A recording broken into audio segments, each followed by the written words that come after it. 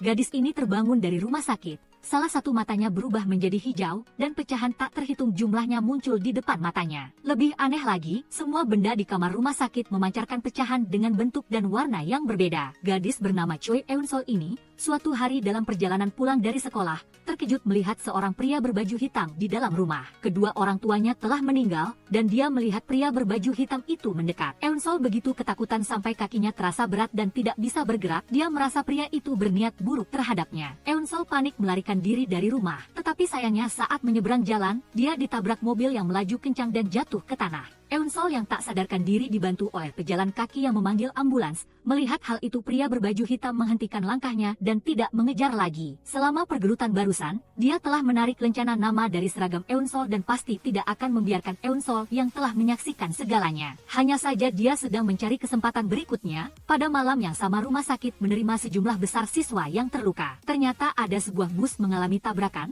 Seorang siswi SMA lain yang juga bernama Eun-sol terluka, dibawa ke rumah sakit. Dia menelepon kakaknya Muga, menyuruhnya nanti datang ke rumah sakit untuk menjemputnya pulang. Muga menutup telepon dan segera pergi ke rumah sakit. Dia buru-buru mencari ranjang adiknya, dan bertemu dengan seorang pria berbaju putih. Pria itu berlumuran darah. Muga tidak menyadarinya, menemukan ranjang adiknya, tetapi melihat pemandangan yang menakutkan. Darah segar terus mengalir, adiknya sudah lama meninggal. Muga putus asa, memeluk tubuh adiknya sambil terisak. 7 hari setelah kasus itu, orang tua Eun-sol ditemukan di pantai. Di pergelangan tangan mereka terdapat tato kode bar yang dibuat oleh pisau. Detektif Oh Jae-pyo yang menangani kasus ini begitu melihat tanda ini, langsung tahu bahwa itu disebabkan oleh pembunuh kode bar, karena sebelumnya dia juga melakukan banyak kasus dengan cara yang serupa. Saat ini anak buah melapor kepada Jae-pyo, putri tunggal keluarga itu, Eun-sol, 7 hari yang lalu mengalami tabrakan mobil, hingga kini masih koma di rumah sakit. Detektif Jae-pyo merenung sejenak, terkejut menyadari bahwa Eun-sol sangat mungkin adalah saksi di tempat kejadian perkara. Setengah tahun kemudian Eun-sol siuman, salah satu pupil matanya berubah menjadi hijau yang aneh. Di sekelilingnya, berbagai benda memancarkan segala macam partikel kecil seperti kepingan salju. Eun-sol sangat ketakutan, berteriak di ranjang rumah sakit. Seiring berjalannya waktu, Eun-sol menerima fakta bahwa matanya berubah menjadi hijau. Selain itu, dia kehilangan semua ingatan sebelumnya. Setelah itu Eun-sol secara aktif berlatih pemulihan fungsi. Dia dengan cepat dapat keluar dari rumah sakit. Detektif Oh Jae-pyo yang menangani kasus tersebut mengadopsinya dan mengganti namanya menjadi Oh Chorim. Detektif Jae-pyo tidak memberitahunya apapun tentang nama pembunuh,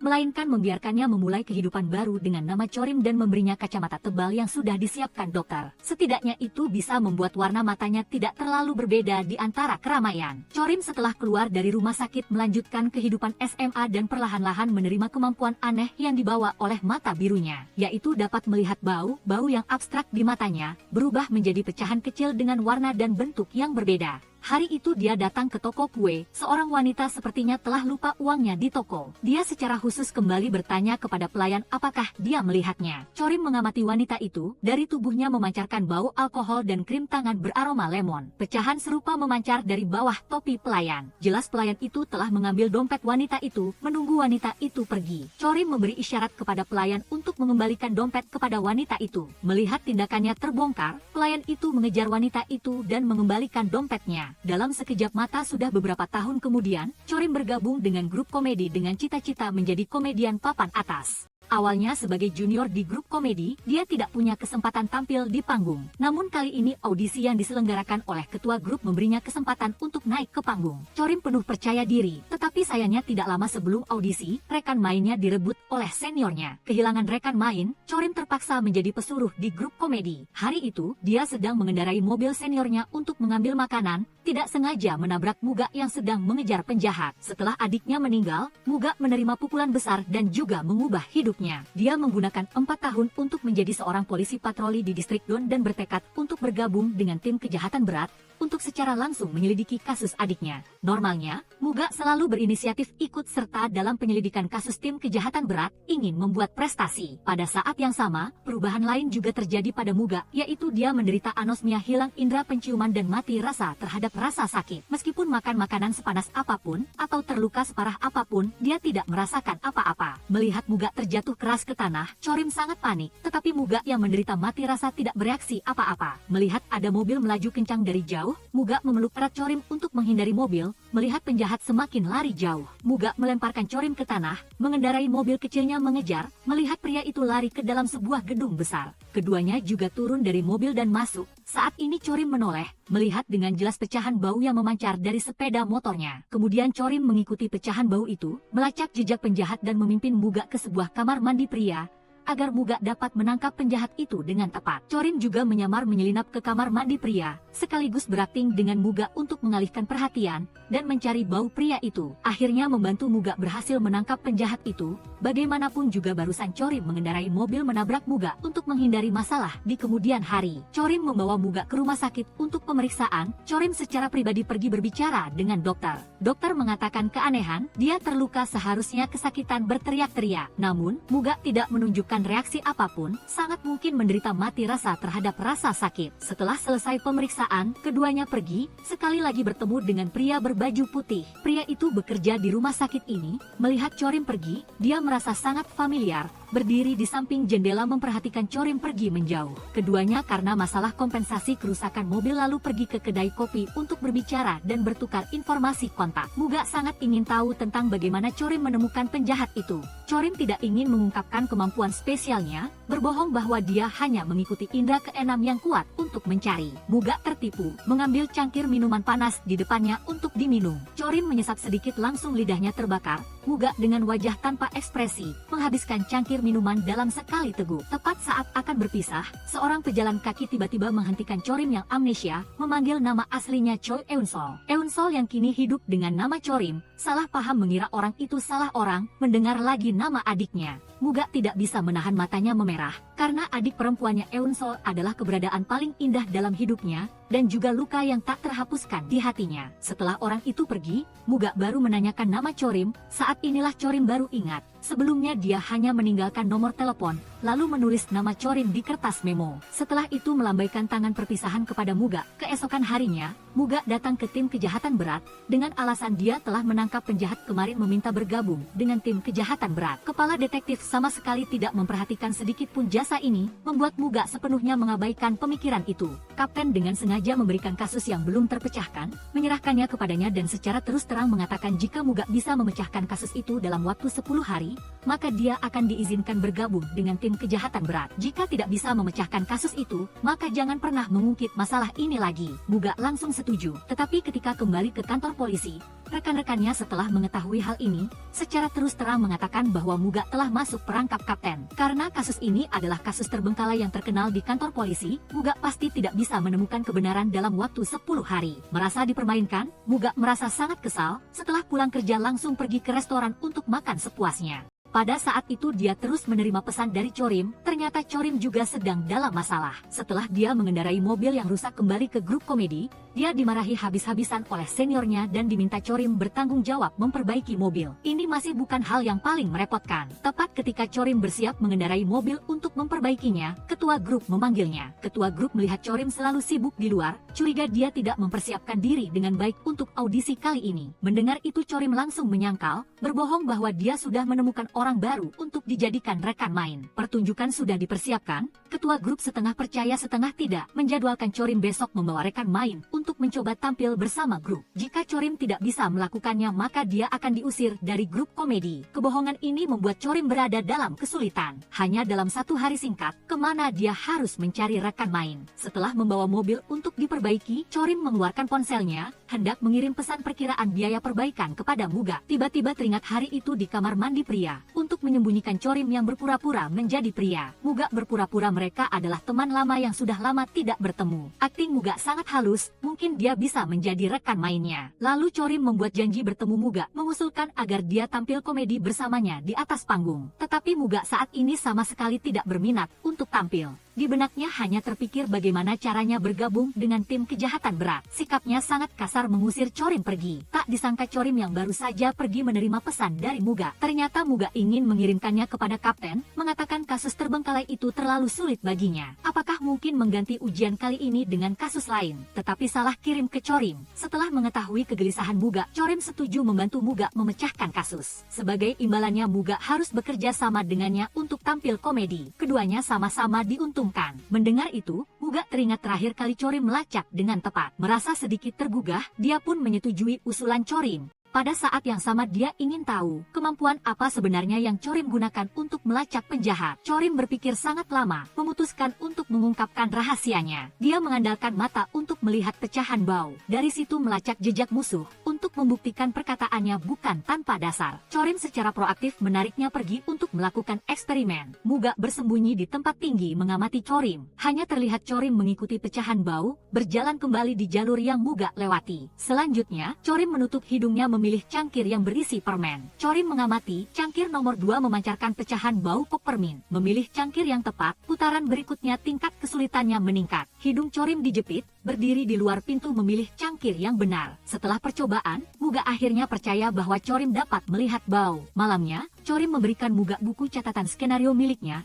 menyuruhnya bersiap untuk pertunjukan besok dan jangan membocorkan rahasia. Dia bisa melihat bau. Keesokan harinya, Muga datang lagi ke tim kejahatan berat, kebetulan bertemu dengan atasan Yeongmi sedang rapat analisis kasus. Dia pun dengan santai duduk mendengarkan. Beberapa hari yang lalu, model terkenal MARI menghilang secara misterius. Yeongmi berpendapat, kasus ini terkait dengan pembunuh kode bar yang terkenal kejam, sasaran yang diincar oleh orang ini. Awalnya menghilang, kemudian dalam waktu 7 hari orang itu ditemukan, dan di tangan mereka semua terukir kode bar. Muga setelah mendengar mengangkat tangan bertanya, kapten menyadari dia menyusup masuk, segera mengusirnya keluar. Muga terus terang mengatakan dia tidak bisa menyelesaikan kasus terbengkalai 10 tahun lalu, tetapi dia bisa bertanggung jawab untuk menemukan MARI. Kebetulan tim kejahatan berat kekurangan orang. Kapten Yeongmi setuju membiarkan Muga juga berpartisipasi dalam penyelidikan. Muga segera membawa Chorim ke rumah MARI untuk membiarkan dia mengenal bau MARI, mempermudah pencarian di kemudian hari. Chorim menemukan bau parfum yang digunakan MARI sangat istimewa. Setelah selesai mereka kembali bersama-sama ke grup komedi untuk bersiap pertunjukan.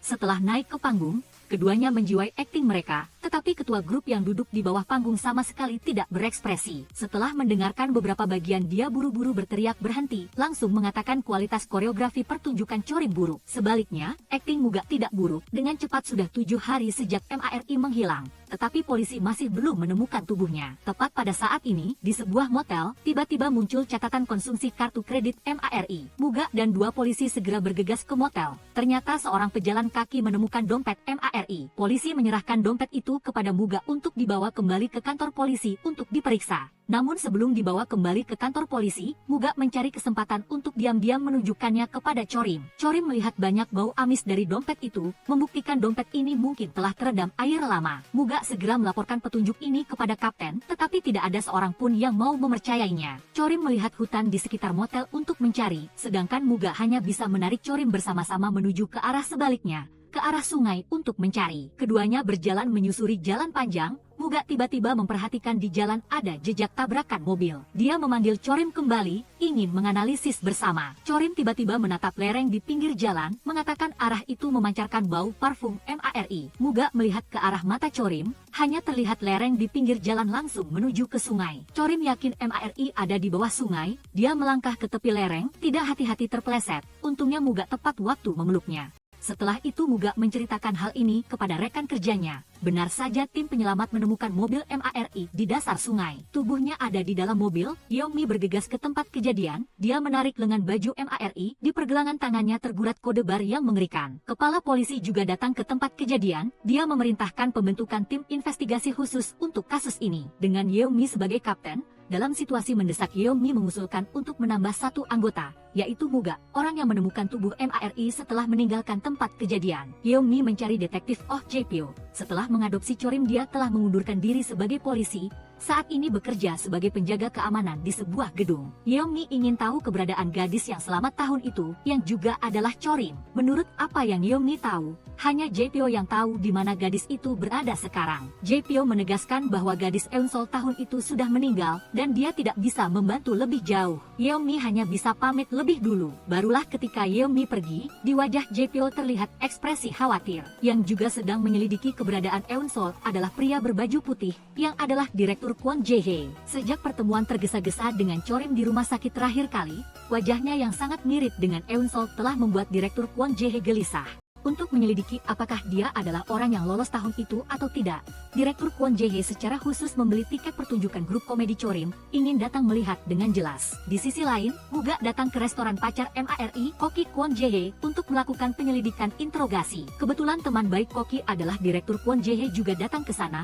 Muga terus terang tanpa basa-basi mengatakan, Direktur Kwon Jae-hye juga termasuk dalam daftar tersangka, karena MARI adalah pasiennya. Panggilan terakhir MARI adalah menelepon Direktur Kwon Jae-hye. Direktur Kwon Jae-hye menjelaskan, dia memiliki alibi sempurna. Selama hari-hari MARI menghilang, dia sedang bepergian ke luar negeri. Malam itu, Direktur Kwon Jae-hye datang ke teater untuk menonton drama. Dia terus memperhatikan Chorim ketika dia pergi keluar di tengah pertunjukan untuk minum air. Direktur Kwon Jae-hye juga mengikutinya. Baru saja hendak mengeluarkan sesuatu dari saku, tiba-tiba Muga muncul. Direktur Kwon Jae-hye hanya bisa dengan cepat melarikan diri. Punggung yang tergesa-gesa ini menarik perhatian Muga. Chorim melihat jejak kaki di tanah, mengatakan orang itu berbau rumah sakit. Muga mendengar itu langsung mengejar. Chorim yang ditinggal di koridor malah kepergok ketua grup, dimarahi habis-habisan, dianggap malas tidak mau berlatih. Chorim berbalik melampiaskan semua kemarahannya kepada Muga. Setelah selesai perutnya keroncongan, Muga mendengar itu dan mengajaknya pergi makan daging panggang sebagai ucapan terima kasih. Berkat bantuan Chorim, dia baru berhasil bergabung dengan tim kejahatan berat. Pelayan yang membawakan makanan tidak sengaja menjatuhkannya ke pemanggang. Minyak mengenai mata Chorim. Ketika menggosok mata,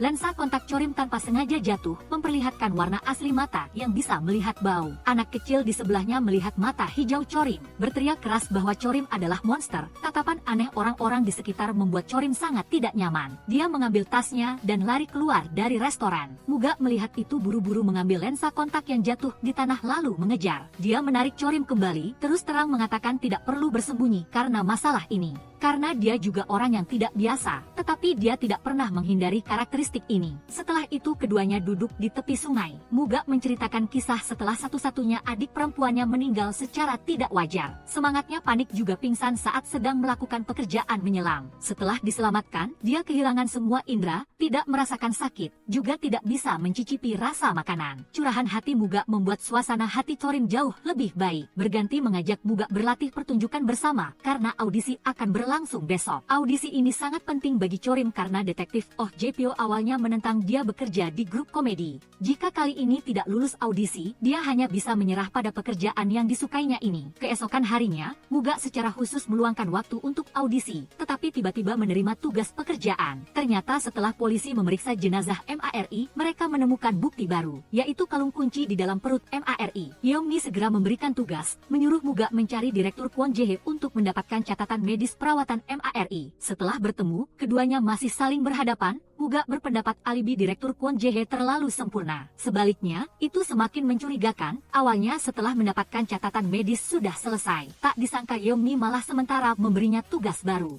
Polisi lain telah menyelidiki, kalung kunci itu bisa membuka kotak penyimpanan buku harian MARI. Tetapi ketika polisi membukanya, buku harian di dalamnya malah hilang tanpa jejak. Teman MARI mengatakan, pacarnya yaitu Koki Kwon Jae-hye pernah datang ke rumah MARI membereskan barang-barang peninggalan. Yeongmi lalu menyuruh Muga pergi menanyakan Koki Kwon Jae-hye tentang keberadaan buku harian itu. Muga datang ke tempat Koki Kwon Jae-hye, melihat dia sedang membakar pakaian MARI. Muga bertanya tentang masalah buku harian. Koki Kwon Jae-hye juga tidak tahu di mana buku harian itu. Muga sibuk dengan tugas, sepenuhnya melewatkan audisi. Chorim yang tidak punya rekan main diusir oleh ketua grup dari panggung dan dipecat dalam pesta setelahnya. Chorim dengan sedih minum banyak alkohol sendirian. Baru setelah pesta usai Muga datang mencarinya. Muga menggendong Chorim yang mabuk kembali ke rumah. Chorim dengan samar menarik tangan Muga. Napas keduanya jelas terdengar. Seharusnya adalah suasana yang ambigu. Sayangnya Chorim tidak sadarkan diri. Menunjukkan jalan pulang yang kacau balau membuatnya berjalan bolak-balik berkali-kali. Hal ini malah membuat Muga teringat pada alibi Direktur Kwon Jae-hye. Dia segera membawa Chorim ke kantor polisi, memberitahu Yeongmi. Direktur Kwon Jae-hye mengatakan saat saat MARI meninggal, dia sudah berada di Pulau Jeju selama 4 hari. Mungkinkah dia berulang kali bolak-balik antara Pulau Jeju untuk membuang mayat MARI? Saat ini Chorim yang mabuk berat juga melangkah masuk ke kantor polisi. Yeongmi saat itu sedang meninjau berkas kasus pembunuhan pasangan suami istri. Dia tiba-tiba menemukan bahwa Chorim dan putri mereka terlihat sangat mirip. Karena itu, dia segera bertanya kepada Muga nama Chorim. Setelah mengetahui bahwa namanya Chorim, bukan Eun-sol putri mereka yang dulu. Keesokan harinya Chorim terbangun di kantor polisi. Karena dia tidak menjelaskan dengan jelas jalan pulang, Muga tidak punya pilihan selain membawanya ke kantor polisi untuk tidur semalaman. Chorim, setelah sadar, teringat bahwa dia dipecat dari grup teater, hatinya sedih kembali. Dia sangat kecewa pada Muga, langsung mengatakan bahwa mereka berdua sebaiknya tidak bertemu lagi. Hati Muga juga penuh penyesalan. Dia memutuskan untuk secara pribadi menemui ketua rombongan, memohon agar dia memberikan Chorim kesempatan lagi. Ketua rombongan setelah mendengar itu mengusulkan, dia hanya akan menyetujui permintaan ini jika Muga bisa membuatnya tertawa. Begitu kata-kata ini diucapkan, anggota rombongan yang lain merasa Muga tidak akan bisa melakukannya. Karena belum pernah ada seorang pun yang berhasil membuat ketua rombongan tertawa terbahak-bahak. Tepat ketika semua orang menunggu Muga gagal, tawa keras ketua rombongan bergema di ruangan itu. Setelah itu ketua rombongan menelepon Chorim, memintanya untuk kembali bekerja di rombongan teater. Persyaratannya adalah dia harus menjadi teman duet Muga. Chorim segera bertindak, membeli suplemen ke kantor polisi untuk berterima kasih kepada Muga dan meminta dia menjadi teman duetnya. Muga setuju, tetapi dia adalah seorang polisi dan tidak punya banyak waktu untuk berlatih. Mereka berdua perlu menyepakati waktunya. Chorim dengan gembira mengundang Muga makan sushi buffet. Dia teringat Muga tidak bisa merasakan aroma makanan. Dia ingin mencoba. Ketika Muga sedang menerima telepon, Chorim meletakkan sepotong wasabi di atas nasi sushi. Lalu dia memindahkan sushi wasabi itu mendekat ke sisi Muga. Kebetulan, Muga melihat semua tindakan Chorim melalui cermin. Setelah kembali ke tempat duduk, dia diam-diam memutar piring, memakan sushi tanpa wasabi yang ada di dekatnya. Chorim memasang ekspresi tidak percaya, mengambil sepotong sushi lain dan memasukkannya ke mulut. Dia langsung tersengat rasa wasabi. Keesokan harinya, polisi menemukan sesosok tubuh di taman. Di pergelangan tangan terdapat tato kode batang. Muga dan Chorim juga datang ke lokasi kejadian. Kasus ini membuat polisi mulai curiga, karena pembunuh kode batang memiliki periode aksi tertentu, tetapi kasus ini melanggar aturan itu. Mengenai hal ini, Yeongmi dan ketua tim berselisih. Ketua tim berpendapat bahwa ini adalah tindakan pembunuh kode batang, tetapi Yeongmi merasa bahwa ini hanyalah kasus peniruan kejahatan. Pertama-tama harus menyelidiki tindakan korban. Oleh karena itu, Muga yang memihak Yeongmi mengambil tugas ini. Muga segera bertemu Chorim. Chorim menjelaskan, pagi ini ketika dia melihat tubuh di taman, bau arang bakaran pada pakaian korban sangat kuat. Ini membuktikan bahwa tidak lama sebelum meninggal, orang tersebut telah makan makanan yang dibakar. Berdasarkan bau bakaran, Chorim membawa Muga ke sebuah kedai bakaran dengan aroma yang sama. Muga mengeluarkan foto korban berdasarkan pakaiannya. Pemilik mengenali bahwa dia adalah pelatih dari pusat kebugaran di dekat situ. Baru-baru ini mereka memang datang ke sini untuk berkumpul, tetapi apakah dia ada di antara mereka atau tidak, si pemilik juga tidak ingat jelas. Setelah mengetahui identitas pria itu, Muga pergi ke pusat kebugaran untuk menyelidiki. Dia diberitahu bahwa pria itu sudah lama berhenti kerja, tidak ikut serta dalam acara kumpul-kumpul barbeque, dan memiliki banyak sengketa uang dengan rekan kerja. Setelah interogasi selesai, mereka berdua pulang. Chorim secara kebetulan bertemu dengan Koki Kwon yang sedang mencari anjing peliharaannya di jalan. Melihat Chorim terluka ringan, Koki Kwon sangat meminta maaf. Dia membawa Chorim ke kantor Direktur Chun. Mengambil kesempatan ini, Direktur Chun secara tersirat bertanya kepada Chorim apakah dia adalah Eun-sol yang dulu. Chorim mengakui bahwa 3 tahun lalu dia pernah mengalami kecelakaan mobil. Selanjutnya, Direktur Chun setelah memfoto röntgen lengan Chorim mengambil film röntgen yang lama untuk dibandingkan. Menemukan bahwa gambar-gambar itu sepenuhnya cocok. Akhirnya dipastikan bahwa Chorim di depannya adalah Eun-sol ketika dia meninggalkan rumah sakit. Chorim berdasarkan aroma membantu Koki Kwon menemukan anjing kecilnya. Untuk menunjukkan rasa terima kasih, Koki Kwon mengundang dia dan Direktur Chun untuk makan malam di rumah. Sementara itu, anjing kecil itu terus menggonggong ke arah ruang bawah tanah rumah Koki Kwon. Di dalamnya sepertinya ada aroma yang tidak biasa. Di sisi lain, Yeongmi selalu merasa bahwa kasus kali ini adalah kasus peniruan, dan orang yang tahu pasti hanya bisa berada di dalam internal kepolisian. Menganggap bahwa dia ada di antara rekan kerja korban. Dia memikirkan suatu cara, meminta Yeonmi bekerja sama, satu persatu mengumumkan kepada rekan kerja korban dan polisi bahwa seorang tunawisma pernah menemukan kunci loker pusat kebugaran pada diri korban dan membuangnya ke semak-semak dekat taman. Muga yakin orang itu pasti akan datang ke padang rumput taman untuk mencari kunci. Polisi bersembunyi di taman sepanjang malam, tidak melihat satupun orang yang mencurigakan. Saat menjelang fajar, seorang polisi di semak-semak menemukan pulpen mahal. Setelah memastikan sidik jari membuktikan bahwa pulpen ini milik Direktur Chun, polisi segera menangkapnya. Muga dan Yeonmi sama-sama berpendapat bahwa ini adalah kasus peniruan. Yeonmi merasa pembunuh yang bisa meniru kode batang seperti itu pasti ada hubungannya dengan orang di dalam kantor polisi. Saat ini Muga menerima telepon dari Chorim, ternyata dia pergi ke pusat kebugaran sendirian lagi. Tiba-tiba dia menemukan aroma pada diri seorang pelatih kebugaran. Benar-benar sama dengan aroma seorang polisi di kantor. Mendengar petunjuk ini, Muga segera melakukan penyelidikan. Akhirnya kebenaran terungkap. Pelatih ini adalah adik laki-laki polisi tersebut. Karena sengketa utang piutang, dia secara tidak sengaja membunuhnya. Kemudian dengan bantuan polisi, tempat kejadian direkayasa menjadi kasus kode batang. Pulpen Direktur Chun juga merupakan bukti palsu yang sengaja dia buang. Ingin menyalahkan Direktur Chun yang memang sudah dicurigai. Setelah meraih jasa besar kali ini, Yeonmi memberikan Muga akses ke berkas kasus internal polisi. Muga sangat berterima kasih, dengan begitu dia bisa menyelidiki kasus adiknya. Mereka berdua bertemu di sebuah kafe. Teman Chorim bekerja di sana. Dia menelepon Chorim mengatakan bahwa Muga telah datang ke kafe tempat dia bekerja. Chorim dengan gembira berlari ingin bertemu dengannya. Dia malah melihat Muga sedang berbincang dengan gembira bersama Yeonmi. Hatinya seketika merasa tidak nyaman. Hari itu Muga dan dua polisi tiba di luar sebuah gedung. Mobil bahkan belum berhenti sepenuhnya, seseorang sudah jatuh dari atap ke atas mobil, meninggal di tempat. Muga kebetulan melihat ke atas, menemukan ada bayangan orang yang melintas di lantai atas. Orang ini adalah Koki Kwon. Waktu kembali ke 10 menit sebelum kasus terjadi. Chorim datang ke restoran Koki Kwon di lantai 1 gedung. Setelah duduk, makanan tak kunjung dibawa. Staf memberitahu Koki Kwon, koki restoran naik ke atap untuk memetik rempah-rempah tetapi belum turun juga. Mendengar itu Koki Kwon segera naik ke atap untuk mencari. Siapa sangka, begitu dia membuka pintu atap, dia melihat punggung si Koki jatuh ke bawah.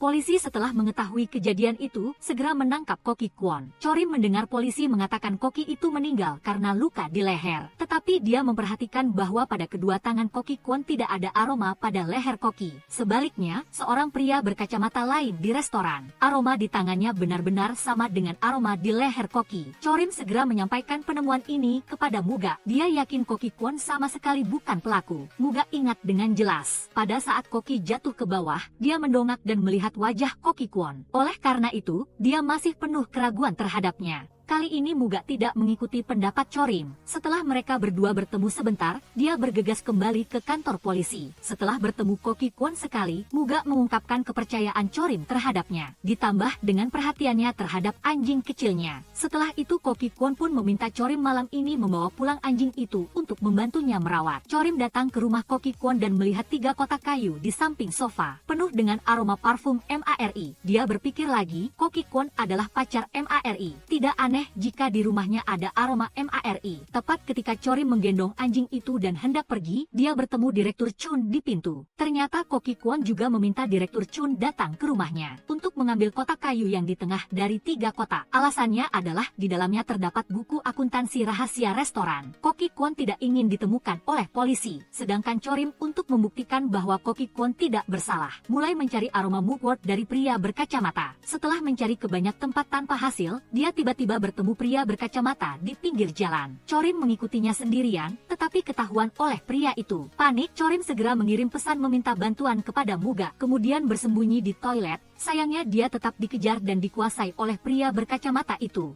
Untungnya pada saat yang genting, Muga tepat waktu tiba di tempat kejadian menyelamatkan Chorim. Muga memarahi Chorim karena seharusnya tidak mengambil risiko. Setelah berbicara, dia pergi dengan marah. Tepat setelah Muga pergi, Chorim dengan marah melepaskan jaketnya. Dia tiba-tiba menemukan bahwa tadi ketika dikuasai oleh pria berkacamata, punggungnya terkena aroma dari tubuh pria itu. Aroma-aroma ini semuanya adalah aroma bunga. Chorim memberitahukan petunjuk ini kepada Muga. Kali ini Muga berubah pikiran, meminta Chorim agar di kemudian hari tidak lagi terlibat dalam penyelidikan kasus. Dia tidak ingin Chorim terluka lagi. Polisi datang ke rumah Koki Kwon untuk menggeledah, tidak menemukan bukti apapun. Dan mengenai kasus MARI sebelumnya, mereka kembali mengalihkan perhatian ke Direktur Chun. Menurut dokumen menunjukkan, Direktur Chun pernah bekerja di Rumah Sakit Hala di Pulau Jeju. Melihat informasi ini, Muga menyelidiki kasus di Pulau Jeju tahun lalu. Dan waktu kasus itu terjadi bertepatan dengan waktu Direktur Chun bekerja. Melihat demikian, Yeongmi segera meminta Muga pergi ke Pulau Jeju, memverifikasi jejak Direktur Chun di Pulau Jeju ketika MARI menghilang. Muga segera berangkat ke Pulau Jeju. 4 tahun lalu, Muga dan adiknya juga tinggal di sini. Dia membeli boneka beruang perekam suara yang disukai adiknya, meletakkannya di samping papan roh adiknya. Setelah itu dia pergi ke rumah sakit Hala. Staf rumah sakit memberitahu Muga, Direktur Chun memang telah datang ke rumah sakit untuk melihat berkas rekam medis pasien Choi Eun-sol. Mendengar nama ini, Muga segera terkejut, segera menuntut untuk melihat berkas rekam medis itu. Dia tiba-tiba menemukan bahwa Eun-sol ini bukan adik perempuannya, tetapi seorang gadis lain. Setelah Muga kembali ke Seoul, polisi baru saja memecahkan kasus penanaman ganja di toko bunga. Tepat ketika ketua tim hendak mendakwa dalang utamanya, Muga berdasarkan perkataan Chorim menunjuk pria berkacamata itu. Salah satu dalang utama juga adalah orang yang membunuh si Koki. Pada hari kasus terjadi, si Koki menolak bekerja sama dengan pria berkacamata.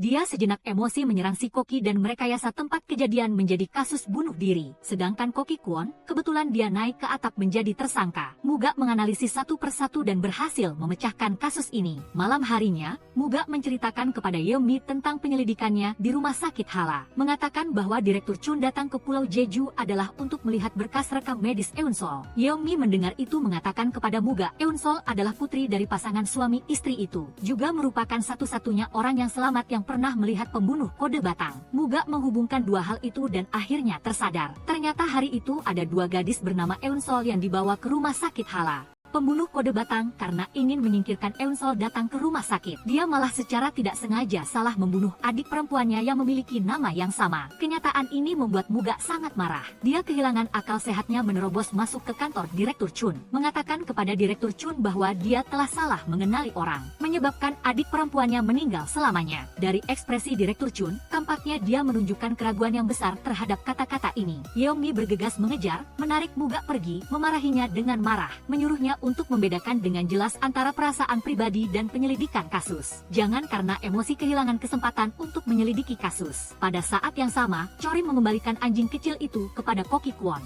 Dia juga diundang makan malam di rumahnya. Dalam perjalanan pulang, Chorim melihat Muga sedang menunggunya, ingin mengajak dia minum bersama. Dia juga mengeluarkan sisa boneka beruang perekam suara beli satu gratis satu untuk Chorim. Suasana hati Chorim tidak buruk. Dia makan daging dan minum bersama Muga. Suasana hati Muga tidak baik. Dia minum cukup banyak soju. Sebentar kemudian dia tertidur. Chorim di sampingnya mengeluarkan boneka beruang. Mendengar rekaman di dalamnya. Itu adalah kata-kata yang Muga rekam untuk adiknya. Chorim setelah mendengarnya merasa campur aduk. Pemilik datang memberitahu bahwa tidak boleh tidur di kedai. Chorim tidak punya pilihan. Hanya bisa membawa Muga keluar. Membiarkan dia berbaring dengan kepala di atas pangkuannya untuk beristirahat. Sekuntum kelopak bunga jatuh di wajah Muga. Chorim membungkuk. Dengan lembut meniup kelopak bunga itu. Muga tiba-tiba terbangun. Dia membalikan kepala lalu duduk tegak, memeluk Chorim ke dalam pelukannya. Chorim tenggelam dalam mimpi indah. Sedangkan Muga, dia sedang tidur pulas dengan kepala di pangkuan Chorim. Chorim dengan malu-malu membangunkan Muga, karena langit sebentar lagi akan hujan. Mereka berdua harus cepat-cepat meninggalkan tempat ini. Sebelum berpisah, Chorim mengembalikan boneka beruang itu kepada Muga. Dia merasa ini bukanlah hadiah yang seharusnya dia terima. Muga juga tidak memaksa. Dia mengambil kembali boneka beruang itu. Dia secara tidak sengaja mengaktifkan fungsi pemutaran ulang. Mendengar rekaman suara untuk adiknya. Saat ini barulah dia menyadari bahwa dia telah salah memberikan boneka beruang. Di sisi lain, Direktur Chun meminta izin untuk pergi ke luar negeri sebagai dokter sukarelawan beberapa hari kemudian, dan dengan cepat mengemasi barang-barang di kantornya. Sebelum pergi, dia bertemu Chorim di restoran Koki Kwon. Terakhir kali, Chorim membantu Koki Kwon merawat anjing kecil. Setelah itu dia diundang untuk bekerja paruh waktu di restoran. Melihat punggung Chorim, Direktur Chun sepertinya ingin mengatakan sesuatu tetapi menahan diri. Setelah itu kembali ke kantor, Direktur Chun menulis surat untuk Chorim. Sebenarnya Direktur Chun bukanlah pembunuh kode batang. Dulu dia berada di depan pintu kamar pasien. Melihat Eun-sol yang dirawat karena kecelakaan mobil masih tidak ada tanda-tanda sadar. Dia berniat untuk menunggunya meninggal, untuk mengambil jantungnya dan mencangkokkannya kepada istrinya yang sedang dalam kondisi kritis. Tetapi Eun-sol memiliki daya hidup yang kuat, selalu berusaha bertahan. Jadi Direktur Chun pun memiliki niat jahat. Dia ingin menyuntikkan obat kepada Eun-sol, tetapi saat hendak melakukannya dia membatalkan karena digerogoti oleh hati nuraninya. Tujuan Direktur Chun menulis surat ini bukanlah untuk diberikan kepada Eun-sol,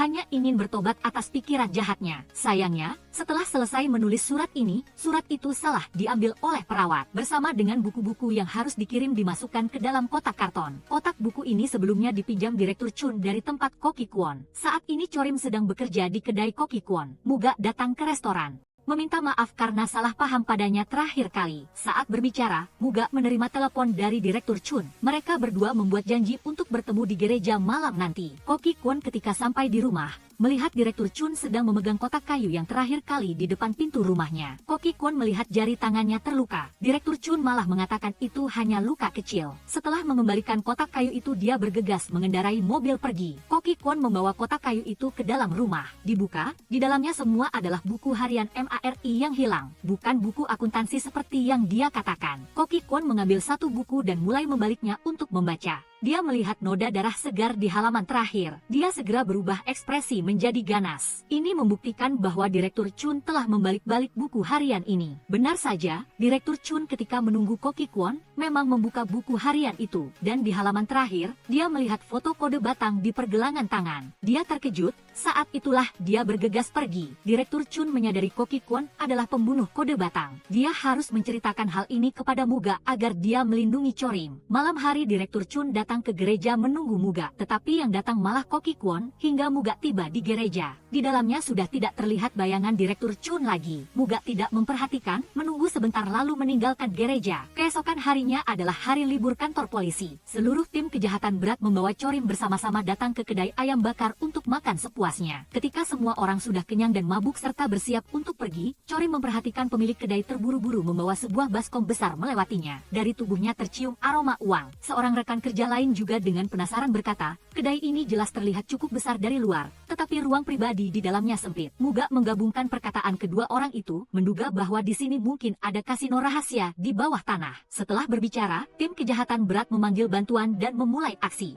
Benar saja ditemukan di ruang dalam kedai ada tindakan berkumpul untuk bermain judi. Chorim lagi-lagi membantu polisi meraih jasa besar. Muga tidak merasa senang sama sekali. Sebaliknya dia menasihati, di kemudian hari jangan lagi menggunakan kemampuan melihat aroma untuk membantu memecahkan kasus. Dia hanyalah seorang wanita lemah. Berada di tempat kejadian kasus adalah hal yang berbahaya. Chorim memiliki pandangan yang berbeda. Dia bisa menggunakan kemampuan anehnya untuk melakukan hal-hal yang berguna. Hal ini membuatnya merasa sangat puas. Jika tempat kejadian kasus berbahaya, Muga cukup berada di samping melindunginya dengan baik. Keesokan harinya, Muga datang ke rumah sakit mencari Direktur Chun yang masih belum muncul. Saat ini barulah tahu dia awalnya berencana ke luar negeri hari ini, tetapi malah tidak hadir dalam perjalanan. Keadaan darurat, tim kejahatan berat tidak punya pilihan selain mengeluarkan surat perintah pencarian Direktur Chun. Sedangkan Muga pergi ke rumah Koki Kwon untuk menginterogasi. Koki Kwon berpura-pura tidak tahu menahu tentang hilangnya Direktur Chun. Adapun pertemuan terakhir kedua orang itu adalah Direktur Chun mengembalikan buku-buku yang dipinjam dari tempatnya.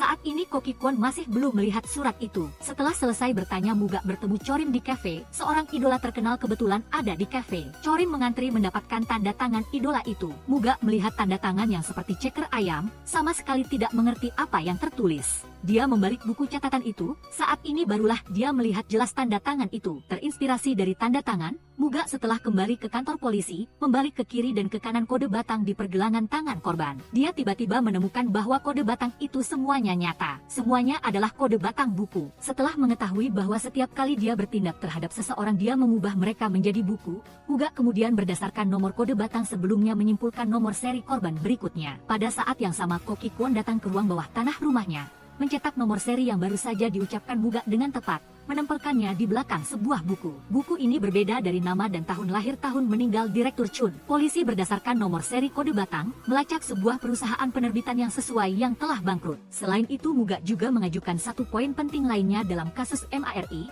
yaitu menyelidiki dengan jelas bagaimana mobil MARI pada akhirnya bisa muncul di lokasi kejadian. Setelah diskusi kasus selesai, Muga meninggalkan kantor polisi menuju rombongan teater 2, melihat Chorim sedang melakukan pekerjaan serabutan. Ternyata setelah Chorim kembali ke rombongan teater, dia memberitahu ketua rombongan, Muga di kemudian hari tidak bisa berakting dengannya lagi. Tetapi niat awal ketua rombongan ketika mengizinkan Chorim kembali adalah karena menghargai bakat komedi Muga. Jika Muga tidak bisa ikut kembali, ketua rombongan tidak akan pernah memberi Chorim kesempatan naik panggung lagi. Melihat wajah Chorim berlinang air mata, Muga merasa sangat sedih.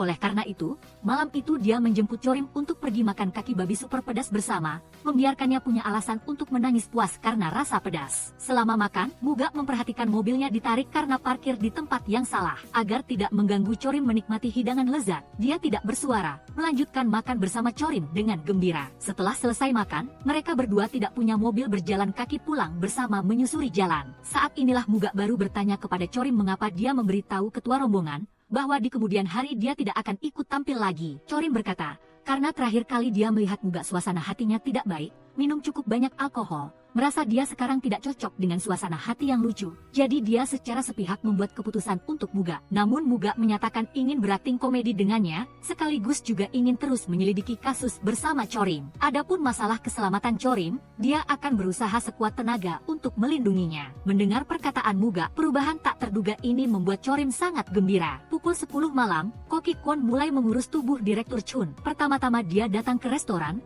menata tempat kejadian menjadi seolah-olah sedang bekerja, kemudian mengendarai truk membawa tubuh dan mobil Direktur Chun pergi, membuangnya di luar. Setelah selesai melakukan segalanya, dia memanggil sopir pengganti, sengaja mengendarai mobilnya di depan wakil Koki, menciptakan bukti bahwa sebelumnya dia selalu sibuk di restoran. Berikutnya Kwon Jae-hye sang koki menuju ke tempat sopir memarkir mobil, mengemudikan mobilnya kembali ke restoran. Keesokan harinya, Chorim datang untuk bekerja. Dia menyapa Kwon Jae-hye sang koki.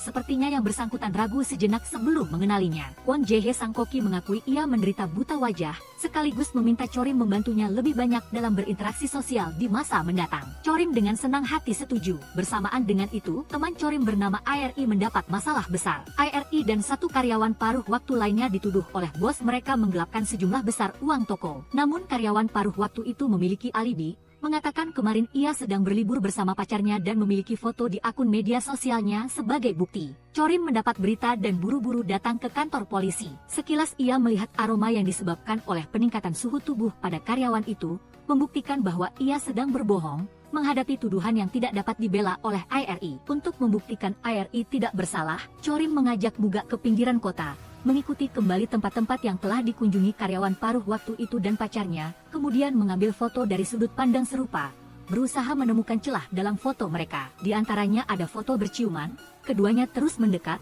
ragu apakah akan menciptakan kembali adegan itu atau tidak. Mobil tur kecil itu mengkritik mereka karena lambat, berhasil membuat mereka berdua berciuman. Perhentian terakhir yang dikunjungi karyawan itu dan pacarnya adalah Cafe Kaji. Kebetulan kafe ini telah berganti menjadi toko sepatu seminggu yang lalu. Jika karyawan paruh waktu itu baru-baru ini berlibur dengan pacarnya, tidak mungkin berfoto di Cafe Kaji. Dengan demikian, alibi karyawan itu dibantah. Kesalahpahaman tentang ARI terselesaikan. Setelah menyelesaikan kasus temannya, Muga dan Chorim bersiap meninggalkan kantor polisi. Kebetulan di tempat parkir bawah tanah mereka melihat mobil Direktur Chun. Di dalam mobil diletakkan tubuhnya, dengan gambar kode batang di pergelangan tangan.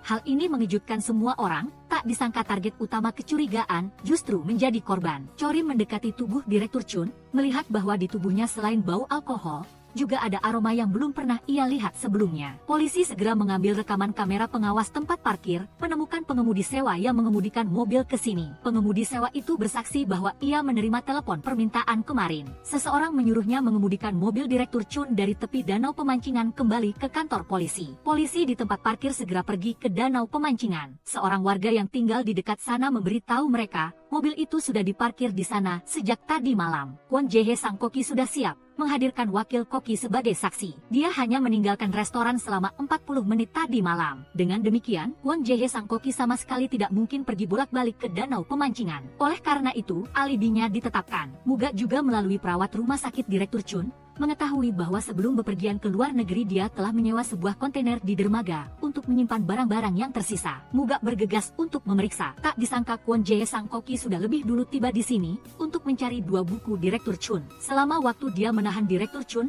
pihak lawan terus mengulangi satu kalimat di depan kamera pengawas. Ikan mas harus bertemu pertapa. Kwon Jae Sang Koki merasa perkataan lawan memiliki makna tersembunyi, berpikir bahwa ikan mas dan pertapa adalah nama 2 buku. Dia mengambil kedua buku ini. Saat pergi, sayangnya ia ditemukan oleh Muga. Kwon Jae Sang Koki hanya bisa menyerang Muga. Muga jatuh ke tanah sambil memegangi perutnya. Sekembalinya ke rumah, Kwon Jae Sang Koki tidak tahu apa maksud perkataan Direktur Chun. Duduk di sofa sambil membaca buku. Di sisi lain, Muga ditemukan oleh karyawan dermaga dan dibawa ke rumah sakit. Chorim setelah mengetahui kondisi Muga menangis dan berlari ke rumah sakit. Yeongmi menjelaskan situasinya. Muga saat ini dalam kondisi syok karena kehilangan banyak darah. Sebelum pingsan, ia pernah mengatakan bahwa ia telah melihat wajah si pembunuh. Polisi mengambil rekaman kamera pengawas dermaga. Mereka menemukan bahwa tempat Muga mengintai adalah sudut tersembunyi. Yeongmi dan Kapten mulai berspekulasi. Pelaku mengambil risiko datang ke kontainer Direktur Chun pasti untuk mencari sesuatu yang penting. Mungkin bukti yang membuktikan dia bersalah. Saat ini mereka hanya bisa menunggu Muga sadar untuk mengidentifikasi identitas pelaku. Chorim saat datang bekerja di restoran, memberitahu Kwon Jae Sang Koki tentang penyergapan Muga dan bahwa dia melihat wajah si pelaku sebelum koma. Kwon Jae Sang Koki mendengarnya sambil termenung, dalam hati mulai merencanakan tindakan untuk menyingkirkan Muga lain kali. Dia beralasan ingin tahu tentang kondisi Muga, ingin menyumbangkan tenaganya dengan membawakan kotak makanan untuk polisi di rumah sakit. Dengan santai datang ke kamar rawat Muga, ia baru saja akan bertindak ketika Yeongmi kebetulan masuk, menginterupsi tindakan Kwon Jae Sang Koki. Kwon Jae Sang Koki tetap tidak menyerah. Kemudian, ia menyamar sebagai dokter, ingin sekali lagi masuk ke kamar rawat Muga. Ia terlebih dahulu menyelidiki situasi. Ketika melewati kamar rawat, melihat para polisi yang menyamar sebagai pasien, ia langsung mengerti. Yang disebut Muga melihat wajah tersangka hanyalah bom asap yang dilepaskan Yeongmi untuk memancing si pelaku agar muncul. Kwon Jae Sang Koki menyadari jebakan itu, lalu membayar seseorang untuk berpura-pura menjadi badut. Masuk ke kamar rawat Muga, di pakaiannya tertulis ucapan selamat atas keluarnya Muga dari rumah sakit. Polisi melihatnya, mengerti bahwa dia sudah melihat melalui tindakan mereka. Tetapi Yeongmi mengatakan, penyelidikan kali ini juga mendapatkan petunjuk penting, yaitu si pelaku ada tepat di samping mereka, sehingga baru punya kesempatan untuk mengetahui pergerakan polisi. Keesokan harinya, Chorim datang menjenguk, mendorong Muga keluar untuk menghirup udara segar. Setelah Muga keluar dari rumah sakit, Chorim merawatnya dengan sangat teliti, pergi ke supermarket membeli bahan, datang ke rumah Muga untuk memasak. Sementara Muga saat ini dalam proses bersama Chorim juga menumbuhkan perasaan padanya, namun hubungan asmara dua arah ini masih dalam tahap yang samar-samar. Belum diungkapkan, selama makan, Muga mengingat kembali rasa nasi buatan ibunya saat ia kecil. Hal ini membuat Chorim sedikit terharu. Karena kecelakaan mobil 3 tahun lalu, ia telah kehilangan semua ingatan sejak lahir. Dengan kata lain, ingatan Chorim saat ini hanya ada 3 tahun setelah kecelakaan. Chorim mengatakan kadang-kadang ia melihat foto orang tuanya juga merasa asing. Keadaan ini membuatnya merasa sedikit takut. Setelah Chorim selesai berbicara, ia menyeka sisa makanan di sudut mulut Muga dengan santai. Sentuhan lembut ini akhirnya membuat Muga tidak bisa menahan getaran di hatinya. Ia menarik Chorim mendekat, lalu menciumnya. Ciuman tak terduga ini membuat Chorim wajahnya memerah dan jantungnya berdebar. Ia malu dan berlari keluar. Polisi di sisi lain melanjutkan penyelidikan kasus meninggalnya Direktur Chun. Mereka mengambil rekaman kamera pengawas dari jalan-jalan di sekitar danau pemancingan, dan tiba-tiba menemukan mobil Direktur Chun dan mobil MARI mengalami kecurigaan yang sama, yaitu tidak ada jejak mobil mereka di kamera pengawas jalan-jalan sekitarnya. Seorang polisi yang terinspirasi dari cara bermain boneka Matryoshka Rusia tiba-tiba mendapat firasat, menduga bahwa pelaku memasukkan mobil kecil mereka ke dalam mobil yang lebih besar, lalu mengangkutnya. Yeongmi segera meminta polisi mengambil rekaman kamera pengawas di lokasi kejadian, mencari truk-truk besar yang telah lewat. Ternyata ditemukan orang yang sama mengemudikan truk besar melewati rekaman pada saat yang bersamaan. Muga dan Yeongmi pulang dari pemakaman Direktur Chun, membicarakan mengapa Direktur Chun pergi ke rumah sakit Hala untuk mengonfirmasi ulang rekam medis Eun-sol. Yeongmi menebak mungkinkah Direktur Chun telah melihat Eun-sol masih hidup sehingga ia datang secara khusus untuk mengonfirmasi. Setelah berbicara, Yeongmi membawa Muga menemui Oh Jae-pyo. Sekali lagi memintanya untuk memberitahu keberadaan Eun-sol yang selamat. Sikap Oh Jae-pyo tetap tegas, mati-matian menyangkal Eun-sol masih hidup. Jelas Oh Jae-pyo telah menyembunyikan Eun-sol untuk menyelidiki keberadaan Eun-sol. Setelah Oh Jae-pyo pulang kerja, Muga mengikutinya terus. Tak disangka ia bertemu Chorim di tengah jalan. Ternyata di dekat situ adalah rumah Chorim. Begitu Oh Jae-pyo sampai di rumah, ia buru-buru mengemasi barang. Ternyata ia juga menyadari Muga telah mengawasinya sepanjang jalan untuk menghindari interogasi polisi. Ia hanya bisa sementara waktu meninggalkan rumah.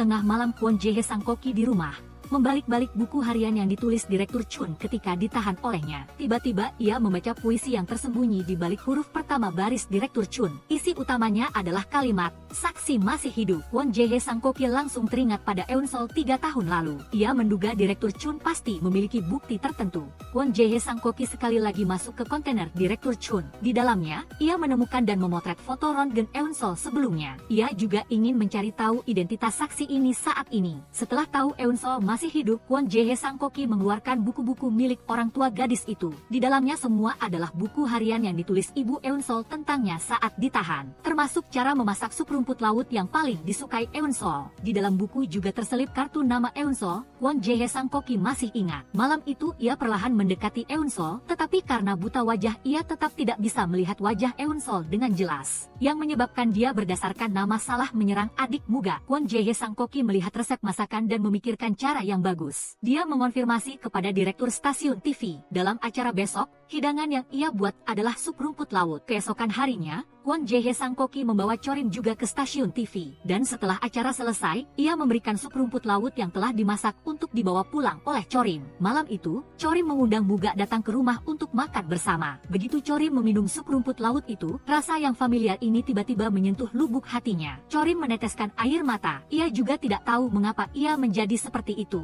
Wajah seorang wanita paruh baya muncul padanya, tetapi ia tidak tahu siapa wanita ini sebenarnya. Amnesia membuat Chorim merasa hidupnya sangat kosong. Dalam hati gelisah dan takut, ia sangat ingin menemukan kembali ingatan yang hilang sebelumnya. Muga dengan lembut menggenggam tangannya, mengajak Chorim berjalan-jalan mengelilingi area perumahan berulang kali. Baru pada putaran kelima melewati pintu rumah Chorim mereka berhenti. Muga tidak ingin jauh dari Chorim, mengusulkan harus melihat Chorim tertidur pulas baru ia bisa tenang pulang. Dengan demikian Muga tidur di tenda di ruang tamu, dan Chorim di kamar tidur hanya dipisahkan oleh satu dinding. Sepanjang malam keduanya saling bertanya apakah yang lain sudah tidur. Tanya berulang kali, sebaliknya keduanya malah tidak tidur sepanjang malam. Keesokan harinya, Muga membawa Chorim ke ruang sketsa wajah kantor polisi, ingin membantunya merekonstruksi wanita yang diingatnya. Tapi Muga tidak mahir dalam mengoperasikan sketsa wajah. Wajah yang disintesis tidak sesuai dengan deskripsi Chorim. Kebetulan ada rekan kerja yang perlu menggunakan ruang sketsa. Keduanya hanya bisa berhenti sebentar. Tak lama kemudian tim kejahatan serius kembali mengadakan pertemuan untuk meneliti kasus. Kali ini mereka menyelidiki truk yang membawa MARI dan Direktur Chun sama-sama telah diganti plat nomor palsu. Di Seoul yang luas, ingin menyaring secara akurat truk yang dikemudikan oleh si pelaku tidak ada bedanya dengan mencari jarum dalam tumpukan jerami. Semua orang menemui jalan buntu. Muga mengusulkan jika tidak dapat ditemukan, maka satu-satunya cara adalah memancingnya agar aktif muncul. Begitu selesai berbicara, orang dari rumah sakit Hala menelepon Muga, memberitahukan ada orang yang datang untuk menyelidiki catatan rawat inap Chorim. Hal ini membuat Muga menyadari bahwa dia telah terpancing. Ternyata ia sudah lebih dulu berpesan kepada rumah sakit Hala. Begitu ada orang yang bukan polisi datang untuk menyelidiki Chorim, maka rumah sakit akan memberikan informasi palsu yang sudah disiapkan Muga sebelumnya. Di dalamnya tercatat catatan pindah rumah sakit Eun-sol, dan juga ada alamat tempat tinggal palsu saat ini. Pelaku pasti akan mencari Eun-sol berdasarkan informasi tersebut. Saat itu tim kejahatan serius hanya perlu mengintai di alamat palsu dan menangkapnya. Situasi berkembang benar-benar seperti yang diperkirakan Muga. Orang yang menanyai Chorim mengikuti alamat palsu dan datang, begitu muncul langsung ditangkap oleh polisi. Setelah diinterogasi, polisi mengetahui pihak lawan hanyalah orang biasa. Karena menerima uang dari pelaku makanya ia datang mencari Eun-sol. Muga memperhatikan di sudut tersembunyi tidak jauh ada seseorang berpakaian hitam sedang berdiri mengamati. Melihat polisi ada di sana langsung berbalik dan pergi. Muga melihat itu dengan tegas mengejar. Keduanya saling kejar dengan sengit di gang yang berliku.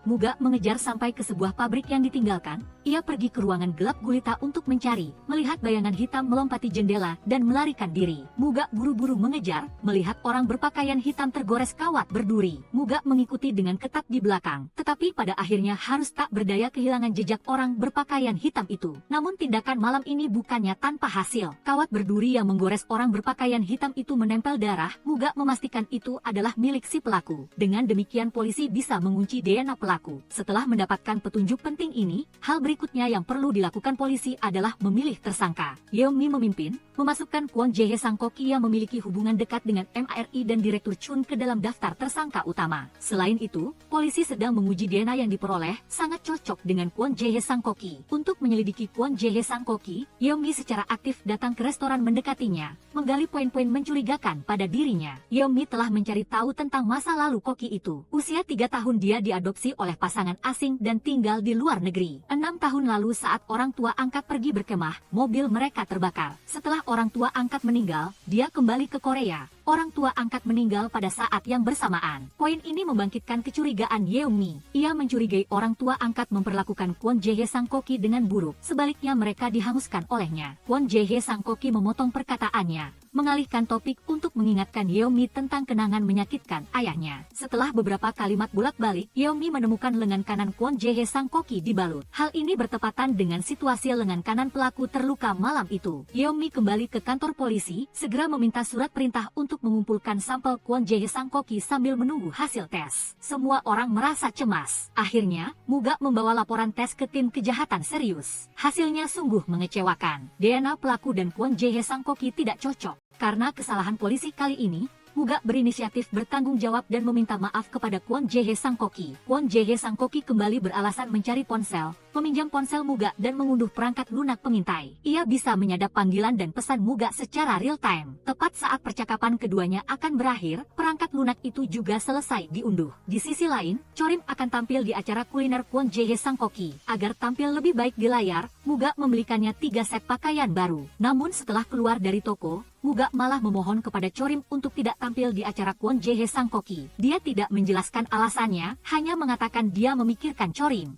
Hal ini membuat Chorim merasa tidak senang, mengatakan bahwa keduanya pada dasarnya tidak memiliki hubungan intim apapun. Berdasarkan apa Muga ikut campur dalam urusannya. Muga bodoh tidak menangkap inti dari perkataan ini. Yang Chorim pedulikan bukanlah Muga memerintahnya, tetapi bahwa keduanya masih belum menentukan hubungan mereka. Akhirnya karena kelambatan Muga, keduanya marah dan berpisah. Kemudian, Chorim ingin membawa 3 set pakaian ke kantor polisi untuk dikembalikan kepada Muga. Secara kebetulan bertemu Yeonmi, Chorim sekalian mengajaknya minum dan mencurahkan isi hatinya. Setelah selesai menceritakan masalahnya, Yeonmi bertanya. Hari itu, ia melihat Chorim dan Muga di ruang sketsa wajah. Ia tidak tahu apa yang sedang mereka lakukan. Oleh karena itu, Chorim menceritakan kepada Yeonmi tentang kecelakaan mobil dan amnesia yang dialaminya, serta tentang munculnya wanita asing di benaknya. Setelah mendengarkan cerita Chorim, Yeonmi sangat tersentuh, memutuskan untuk membawanya kembali ke kantor polisi, membantu Chorim menggambar garis besar wanita itu. Melihat waktu sudah larut, Chorim sungkan untuk merepotkan Yeonmi lagi. Ia mengusulkan untuk melanjutkan besok. Yeonmi mengangguk menyimpan gambarnya. Hari ketiga setelah suksesnya rekaman acara kuliner, Muga kembali mencari Chorim. Kali ini ia akhirnya menyadari titik kunci yang membuat Chorim marah, secara aktif mengusulkan agar mereka berdua resmi berkencan. Begitu hubungan dikonfirmasi, Muga menggandeng tangan Chorim, buru-buru ingin pamer kemana-mana. Tetapi Chorim dan Yeonmi sudah ada janji, ingin melanjutkan menyelesaikan sketsa wajah. Muga lalu membawa Chorim bersama ke kantor polisi. Saat ini, Yeonmi di kantor polisi telah menyelesaikan sketsa wajah. Dia tiba-tiba menemukan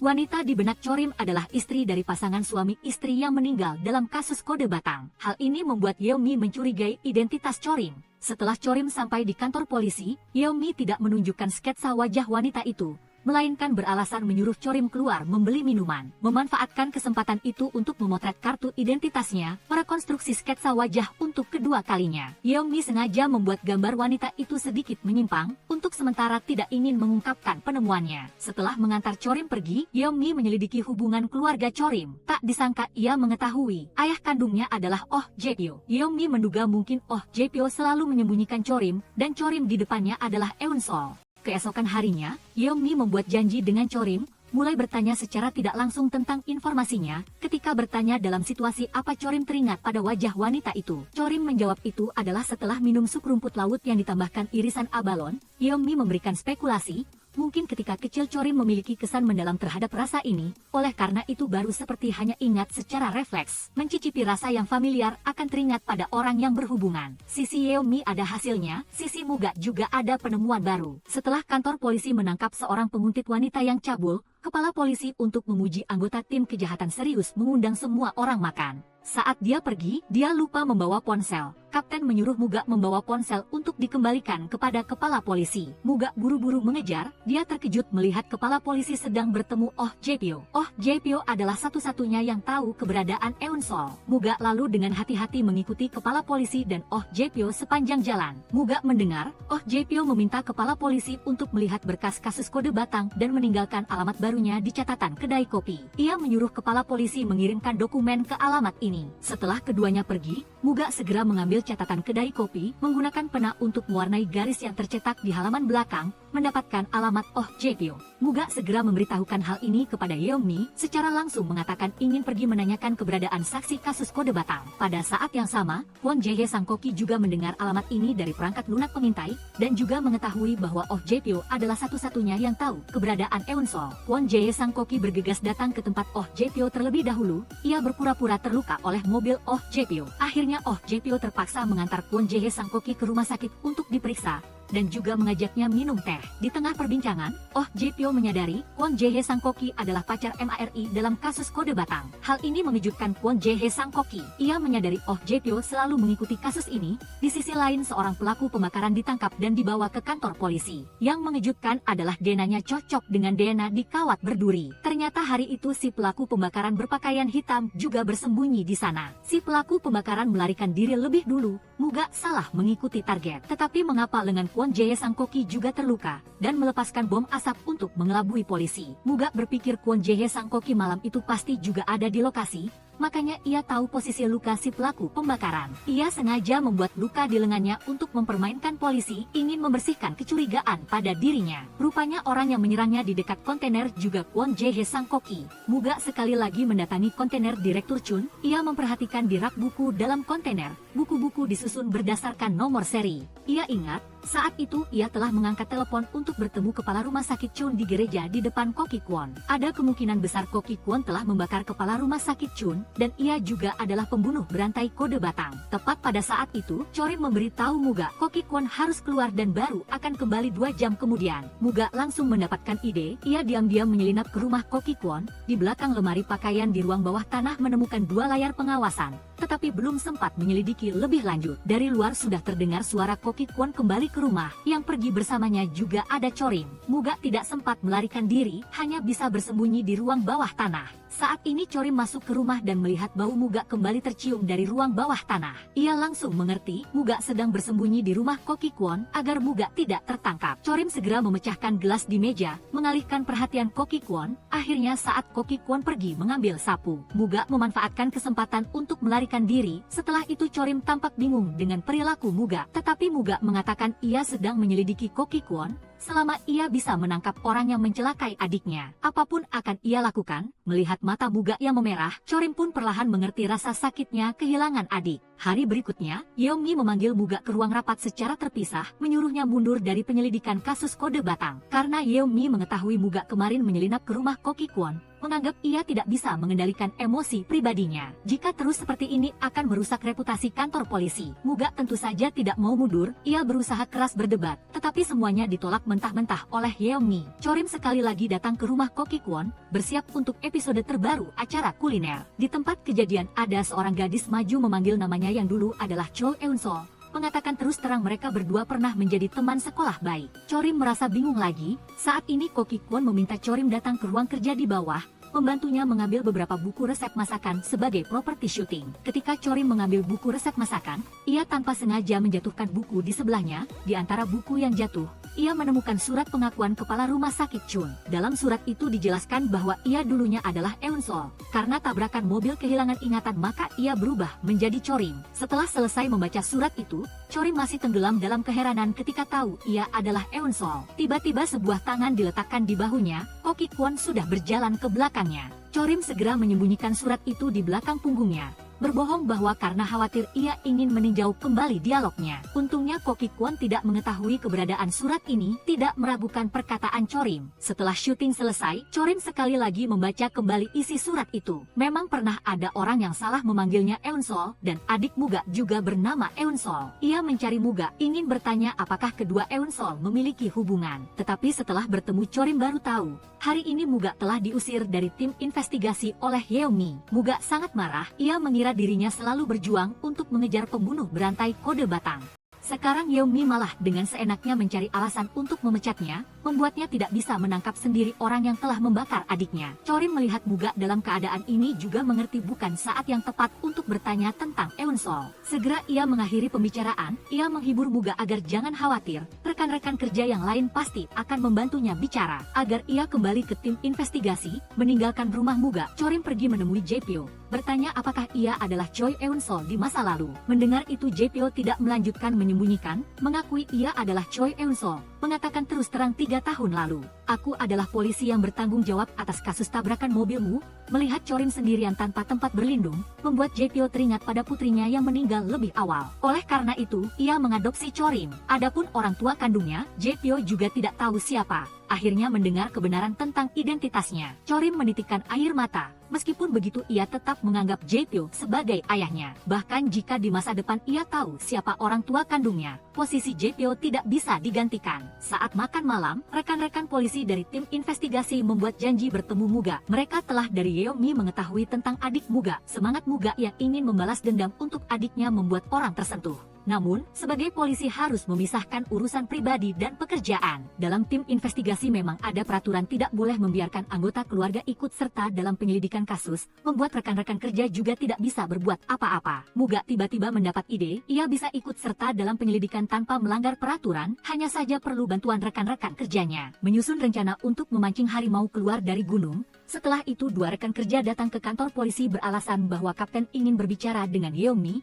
membawanya ke restoran ayam goreng. Saat Yeonmi pergi, Muga diam-diam datang ke tempat kerjanya, membalik-balik dokumen penyelidikan Yeonmi. Saat Muga membuka dokumen tersebut, tiba-tiba menemukan putri Jae-pyo adalah Chorim, dan potret yang digambar Yeonmi untuk Chorim hari itu persis sama dengan istri dalam pasangan suami istri kasus tersebut. Muga langsung mengerti Chorim adalah saksi mata tahun itu, juga adalah putri dari pasangan suami istri nomor sekian tahun itu. Malam ini adalah malam tanpa tidur bagi Chorim dan Muga. Keduanya sangat terpecah belah karena identitas asli Chorim. Pagi-pagi keesokan harinya, Muga mencegat Yeonmi yang sedang dalam perjalanan bekerja, menjelaskan tujuan sebenarnya yang membuatnya dikeluarkan dari tim investigasi, adalah karena Chorim adalah saksi mata tahun itu. Adik Muga meninggal karena Chorim, padahal Chorim adalah pacarnya. Keberadaan dua hubungan ini akan menyebabkan Muga jatuh ke dalam kekacauan dalam proses penyelidikan. Yeonmi tidak menyangkal, hanya mengatakan ia sudah tahu alasan sebenarnya, maka patuhi perintah untuk mundur dari tim investigasi. Bahkan jika Muga membenarkan diri seperti apapun, Yeonmi juga tidak mau memberinya kesempatan. Muga dengan cemas mengeluarkan alamat yang didapat di kedai kopi, langsung menuju ke tempat tinggal ZPO. Tak disangka di tengah jalan malah berpapasan dengan Koki Kwon. Tepat ketika Muga mempertanyakan mengapa ia datang ke sini, telepon Muga menerima pesan. Hampir pada saat yang sama, telepon Koki Kwon juga berbunyi tanda pesan. Satu kali bisa jadi kebetulan, tetapi hal serupa terjadi 2 kali. Muga tentu saja akan waspada, menyadari ponselnya kemungkinan besar sebelumnya telah dipasangi perangkat lunak pengintai oleh Koki Kwon, dan ia telah mendapatkan lokasi ZPO dari dirinya. Ketika Muga tiba di tempat kerja ZPO, mengetahui bahwa ia telah mengemasi barang-barang dan pergi, dan orang yang mengantar ZPO pergi adalah Koki Kwon yang baru saja ditemui. Setelah itu Muga menelpon rekan kerjanya yang sedang berhadapan, mengirimkan surat tantangan kepada Koki Kwon. Kali ini ia pasti tidak akan membiarkan lawan menemukan saksi mata lebih dulu, sekaligus tidak lupa memberitahu Koki Kwon. Eun-sol yang ia bunuh di rumah sakit Hala tahun itu adalah adiknya. Malam itu Chorim menunggu bertemu Muga di halte bus. Muga melihatnya dari jauh tetapi karena konflik batin ia tidak muncul. Tidak berhasil menunggu Muga, Chorim terpaksa pergi ke kantor polisi. Begitu masuk ia sudah mendengar para polisi mengatakan bahwa adik Muga dulu karena nama dan marganya sama dengan Eun-sol maka ia salah disangka sebagai saksi mata dan dibunuh. Mengetahui kenyataan ini, dalam hati Chorim juga sangat tersiksa, tidak menyangka dirinya adalah sumber penyebab penderitaan Muga. Hari berikutnya adalah ulang tahun Muga. Muga setelah semalam berpikir, akhirnya tetap memutuskan untuk membedakan dengan jelas antara Chorim dan adiknya. Ia membawa kue tart mencari Chorim sebagai kekasih merayakan ulang tahun bersamanya. Tetapi Chorim karena rasa bersalah di hati, sulit untuk menghadapi Muga sehingga mengusulkan perpisahan. Setelah berpisah Chorim datang ke kantor polisi, memohon Yeonmi membantunya memulihkan ingatannya. Ia ingin menangkap pembunuh yang mencelakai adik Muga, sekaligus ia mengajukan 2 syarat. Satu adalah membiarkan Muga kembali ke tim investigasi, 2 adalah merahasiakan perihal dirinya melakukan pemulihan ingatan. Yeonmi menyetujui permintaan Chorim, segera mengembalikan posisi Muga. Malam harinya Yeonmi memberitahu Chorim besok akan dilakukan pelatihan pemulihan ingatan untuknya. Chorim sangat cemas, dalam hati khawatir pada JPO. Jelas-jelas ia bilang hari ini akan pulang ke rumah, tetapi sampai sekarang belum ada kabar. Yeongmi menanyakan nomor telepon JPO, membantu Chorim menyelidiki posisi JPO. Saat ini Chorim menerima pesan dari JPO, mengatakan bahwa ia salah, meminta Chorim datang ke rumah Ko Ki-kwon menjemputnya. Chorim segera berangkat. Pada saat yang sama, Yeongmi juga melalui pelacakan telepon JPO, menemukan lokasi JPO justru adalah rumah Ko Ki-kwon. Yeongmi segera merasa tidak beres, situasinya darurat. Ia hanya bisa menelepon Muga untuk datang ke rumah Ko Ki-kwon, memastikan keamanan Chorim. Hari ini, Ko Ki-kwon menggunakan identitas kerabat korban kasus kode batang mendekati JPO, mengundangnya datang ke rumahnya. Dalam percakapan mereka berdua, Ko Ki-kwon teringat istri JPO juga jatuh ke tangannya. Ia akan memerintahkan korban untuk meninggalkan buku harian sebelum meninggal, meletakkannya di dalam buku-buku milik mereka. Istri JPO dalam buku harian telah menyebutkan perihal putri mereka berdua, padahal JPO menyatakan kepada luar ia masih memiliki seorang putri. Hal ini membuat Ko Ki-kwon menduga putri ini mungkin adalah saksi mata tahun itu. Chorim masuk ke rumah Ko Ki-kwon muncul di belakangnya. Chorim terkejut, menutup mulutnya. Ko Ki-kwon menderita kebutaan wajah begitu tidak mendengar suara, maka tidak bisa mengenali orang di depannya. Selesai bicara, ia meraba kepala Chorim. Perasaan akrab itu membuat Chorim yakin Ko Ki-kwon adalah pria berpakaian hitam tahun itu. Untungnya Muga datang tepat waktu mematikan saklar listrik, membuat Chorim bisa melarikan diri. Dalam kegelapan Ko Ki-kwon sedang mengejar. Tepat ketika Chorim hendak kembali ke kamar mencari JPO, tiba-tiba pingsan di tempat. Muga segera membawanya ke rumah sakit, mengabaikan pencarian JPO. Tak lama kemudian JPO juga sadar kembali dari rumah Ko Ki-kwon. Ia mengira dirinya sebelumnya hanya mabuk, lalu berpamitan dengan Ko Ki-kwon kembali ke rumah. Ko Ki-kwon pun terus mengikuti dari belakang, mendesak masuk ke rumah JPO. Hari berikutnya, Yeongmi dan Muga mencari JPO. Ternyata, JPO melihat dokumen investigasi dari kepala polisi. Tindakan sebelumnya juga sengaja mendekati Ko Ki-kwon, tetapi karena menyebutkan kematian istrinya, JPO merasa dirinya sudah terbongkar agar tidak melibatkan Chorim. Ia telah pindah dari rumah dan menyerahkan Chorim kepada Yeongmi dan Muga. Muga sepanjang jalan menemani Chorim keluar dari rumah sakit kembali ke rumah. Chorim begitu melangkah masuk pintu langsung melihat rumahnya seperti dirampok. Sangat kacau. Setelah diperiksa, Chorim menemukan sebuah foto di meja kerjanya telah hilang. Muga mendengar ia kehilangan foto, menduga pasti Ko Ki-kwon telah datang ke sini. Ia mengambil foto putri JPO, ingin memastikan siapa saksi mata itu. Karena Ko Ki-kwon sudah tahu alamat rumah Chorim, maka tempat ini tidak aman lagi. Muga membawa Chorim pulang ke rumahnya untuk menginap sementara. Sementara ia begadang semalaman di mobil untuk melindungi Chorim. Tim investigasi mengadakan rapat. Semua orang mulai khawatir setelah Ko Ki-kwon mengambil foto tersebut. Chorim akan dalam bahaya, Yeongmi menyatakan di tempat. Chorim memutuskan untuk kembali ke sisi Ko Ki-kwon, mencari kesempatan untuk mengambil kembali foto itu. Muga sangat menentang, tidak mau membiarkannya mengambil risiko. Chorim bersikeras melakukan keinginannya. Ia melakukan ini juga untuk menyelamatkan dirinya sendiri. Hari ini rumah Ko Ki-kwon masih ada sesi syuting. Chorim ingin memanfaatkan kesempatan ini mengambil kembali foto itu. Tim investigasi menyiapkan kamera tersembunyi di dalam buku untuk Chorim. Chorim datang ke lokasi. Saat syuting diam-diam masuk ke ruang kerja, meletakkan buku kamera di rak buku dan sengaja meninggalkan dompet di rumah Ko Ki-kwon, agar nanti ada alasan masuk kembali ke rumahnya mengambil kembali kamera. Setelah menyelesaikan serangkaian operasi berbahaya ini, Chorim sangat tegang. Muga membawanya pergi makan daging panggang, sekaligus mesra dengan Chorim seperti pacar. Bahkan meminta Chorim setelah kasus selesai, mereka berdua bisa kembali seperti semula, mengabaikan masalah yang ada, terus bersama. Malam harinya, polisi yang memantau dari kamera mendengar Ko Ki-kwon berencana meminta detektif menyelidiki situasi Chorim, akan menyerahkan foto kepada detektif pada sore hari berikutnya. Setelah menutup telepon, ia memasukkan foto itu ke dalam dompet. Oleh karena itu, hari berikutnya, polisi membuat foto palsu untuk diserahkan kepada Chorim. Memohon ia sebelum Ko Ki-kwon bertemu detektif, maka menukar foto di dalam dompet. Chorim datang ke restoran yang ramai, memperhatikan jaket Ko Ki-kwon yang diletakkan sembarangan di samping, berhasil mengambil dompet, menukar foto di dalamnya. Setelah itu, ia beralasan kemarin lupa dompet di rumah Ko Ki-kwon, sekali lagi datang ke rumah lawan,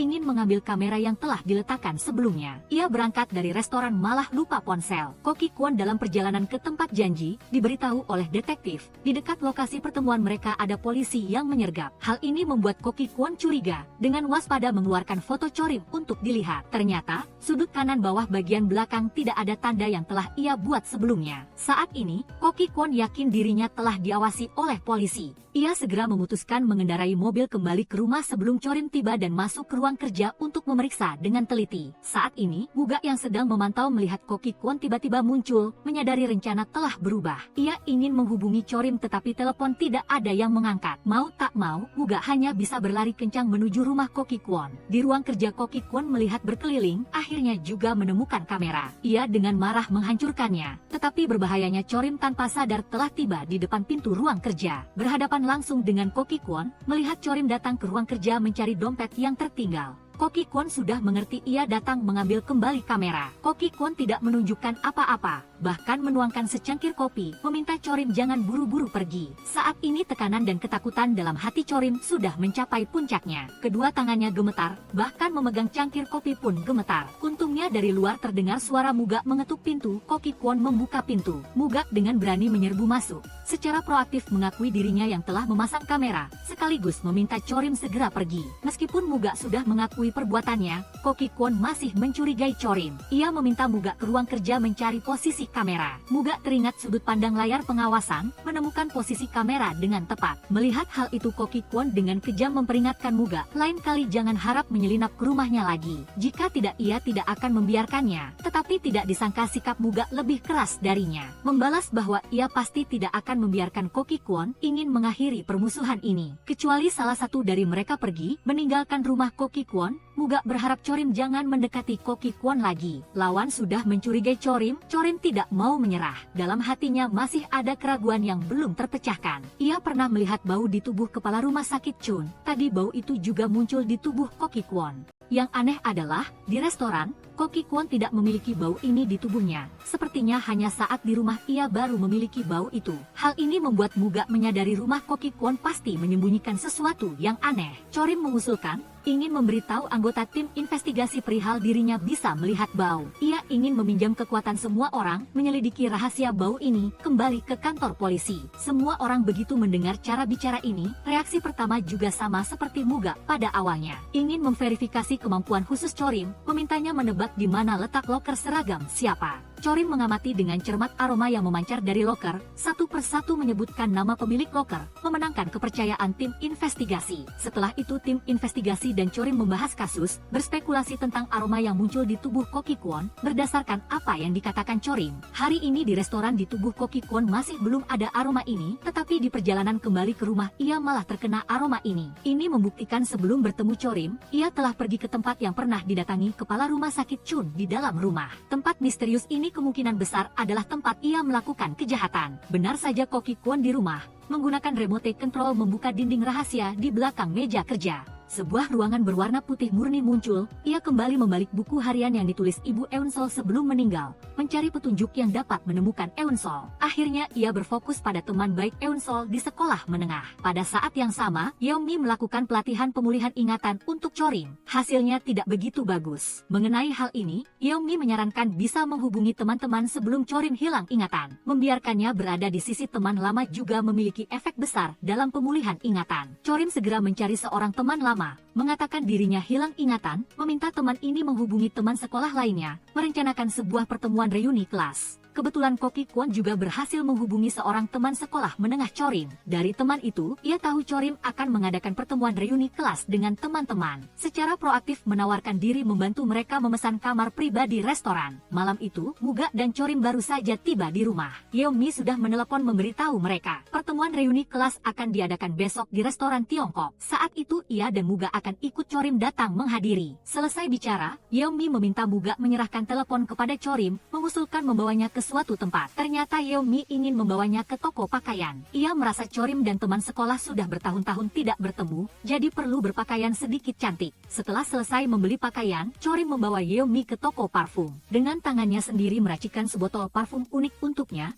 diletakkan di dalam liontin berbentuk hati hadiah untuk Yeon-mi sebelum datang ke pertemuan reuni kelas. Muga menarik Yeon-mi dan kapten ke ruang rapat, menayangkan rekaman profil pribadi Koki Kwon di luar negeri yang telah ia selidiki. Dokumen tersebut menunjukkan, ia adalah mahasiswa Du dari Universitas Harvard, memiliki teknik bedah dan anestesi yang sangat baik. Padahal alasan ia Du adalah karena tidak bisa melewati ujian psikologi sertifikasi dokter. Setelah ketiga orang selesai berdiskusi maka sudah tiba waktu untuk berangkat ke pertemuan. Setelah tiba di restoran Tiongkok, Muga terlebih dahulu memeriksa satu persatu kamar pribadi lainnya, memastikan tidak ada orang mencurigakan, barulah membiarkan Chorim masuk ke kamar pribadi pertemuan reuni kelas. Tidak ada yang menyangka, di sebuah kamar ada 3 orang tua duduk, salah satunya adalah Koki Kwon yang menyamar menjadi orang tua. Chorim selesai masuk kamar pribadi, Koki Kwon melalui celah penyekat kamar pribadi, mengamati situasi di samping. Di tengah tawa dan percakapan yang riuh, ia mendengar teman sekolah lama dengan antusias menyapa Chorim, mengatakan telah menonton acara yang ia dan Koki Kwon syuting bersama. Teman sekolah lama masih bertanya-tanya mengapa Chorim dalam acara itu memperkenalkan diri bernama Chorim. Mendengar kalimat ini, Koki Kwon menyadari Chorim yang bekerja di restorannya adalah Eun Sol. Koki Kwon tersadar setelah makan malam, sepanjang jalan mengikuti Chorim, di tikungan tangga menyuntiknya obat bius lalu membawanya pergi, masuk ke ruangan di balik dinding rahasia. Koki Kwon dari kamera pengawas melihat Chorim sadar kembali, lalu membuka dinding rahasia untuk berbicara dengannya. Tak disangka Chorim berbalik, wajah itu ternyata Yeongmi. Ternyata demi memastikan keamanan Chorim, Yeongmi sengaja mengenakan pakaian yang sama dengan Chorim, mengikutinya sebagai tameng. Satu-satunya orang yang tahu rencana ini hanya Muga. Setelah Yeongmi menghilang, Muga adalah orang pertama yang datang ke rumah Koki Kwon, menggunakan pistol membuka kunci pintu menyerbu masuk. Melihat Koki Kwon langsung memberinya pukulan sangat kuat, sampai ketika polisi yang berjaga di luar mendengar suara pistol, baru menyerbu masuk menghalangi Muga kehilangan kendali. Setelah tenang, Muga datang ke ruang kerja, mulai mencari ruangan rahasia. Yeongmi melalui layar pengawasan melihat bayangan Muga. Ia menggunakan tenaga menabrak dinding, tetapi sepertinya di luar tidak mendengar suara apapun. Setelah polisi pergi, Koki Kwon sekali lagi membuka pintu rahasia dan berbicara dengan Yeongmi, memberitahunya dalam 6 hari yang tersisa orang tua seperti apa, dan juga hal-hal yang telah terjadi di berbagai tahap kehidupan. Yeongmi seolah sudah mengerti mengapa Koki Kwon menahan mereka selama 6 hari, ternyata adalah untuk melihat kehidupan orang lain. Yeongmi mengejek Koki Kwon seperti parasit, karena masa kecilnya yang tidak bahagia, jadi ia ingin mengambil kehidupan yang belum pernah ia rasakan dari orang lain. Koki Kwon tidak menghiraukan provokasi Yeongmi, memperingatkan bahwa jika tidak mematuhi perintah, sekarang ia akan mereinkarnasikan dirinya. Dalam sekejap sudah sampai hari ketiga hilangnya Yeongmi, Koki Kwon melihat buku harian hidup yang ia tulis. Ada banyak hal yang tidak memuaskannya, menunjuk bahwa Yeongmi harus menulis beberapa hal yang lebih spesifik. Saat ini Yeongmi diam-diam menggunakan tangannya, mencolek sedikit parfum liontin yang diberikan Chorim padanya. Ketika Koki Kwon hendak pergi, ia beralasan membuat aroma parfum menempel di tangannya. Keesokan harinya Koki Kwon mengadakan acara penandatanganan penggemar. Chorim dan Muga juga datang ke tempat kejadian menimbulkan keributan. Chorim secara tidak sengaja menemukan, di tangannya tercium aroma parfum yang ia racik sendiri untuk Yeongmi. Hal ini membuat Chorim sangat yakin Yeongmi ada di rumah Koki Kwon. Chorim ingin menggunakan dirinya untuk menukar Yeongmi. Ia menangis kepada Muga, mengatakan bahwa ia tidak bisa berdiam diri, apalagi ingin karena dirinya menyakiti orang lain. Membawa rasa bersalah, Chorim datang ke restoran mencari Koki Kwon, memintanya untuk menangkap dirinya, menukar dengan kebebasan Yeongmi. Mendengar permintaan Chorim, ekspresi Koki Kwon sedikit tergerak, kemudian menyangkal tuduhan Chorim, seolah tidak tahu menahu tentang keberadaan Yeongmi. Sebenarnya,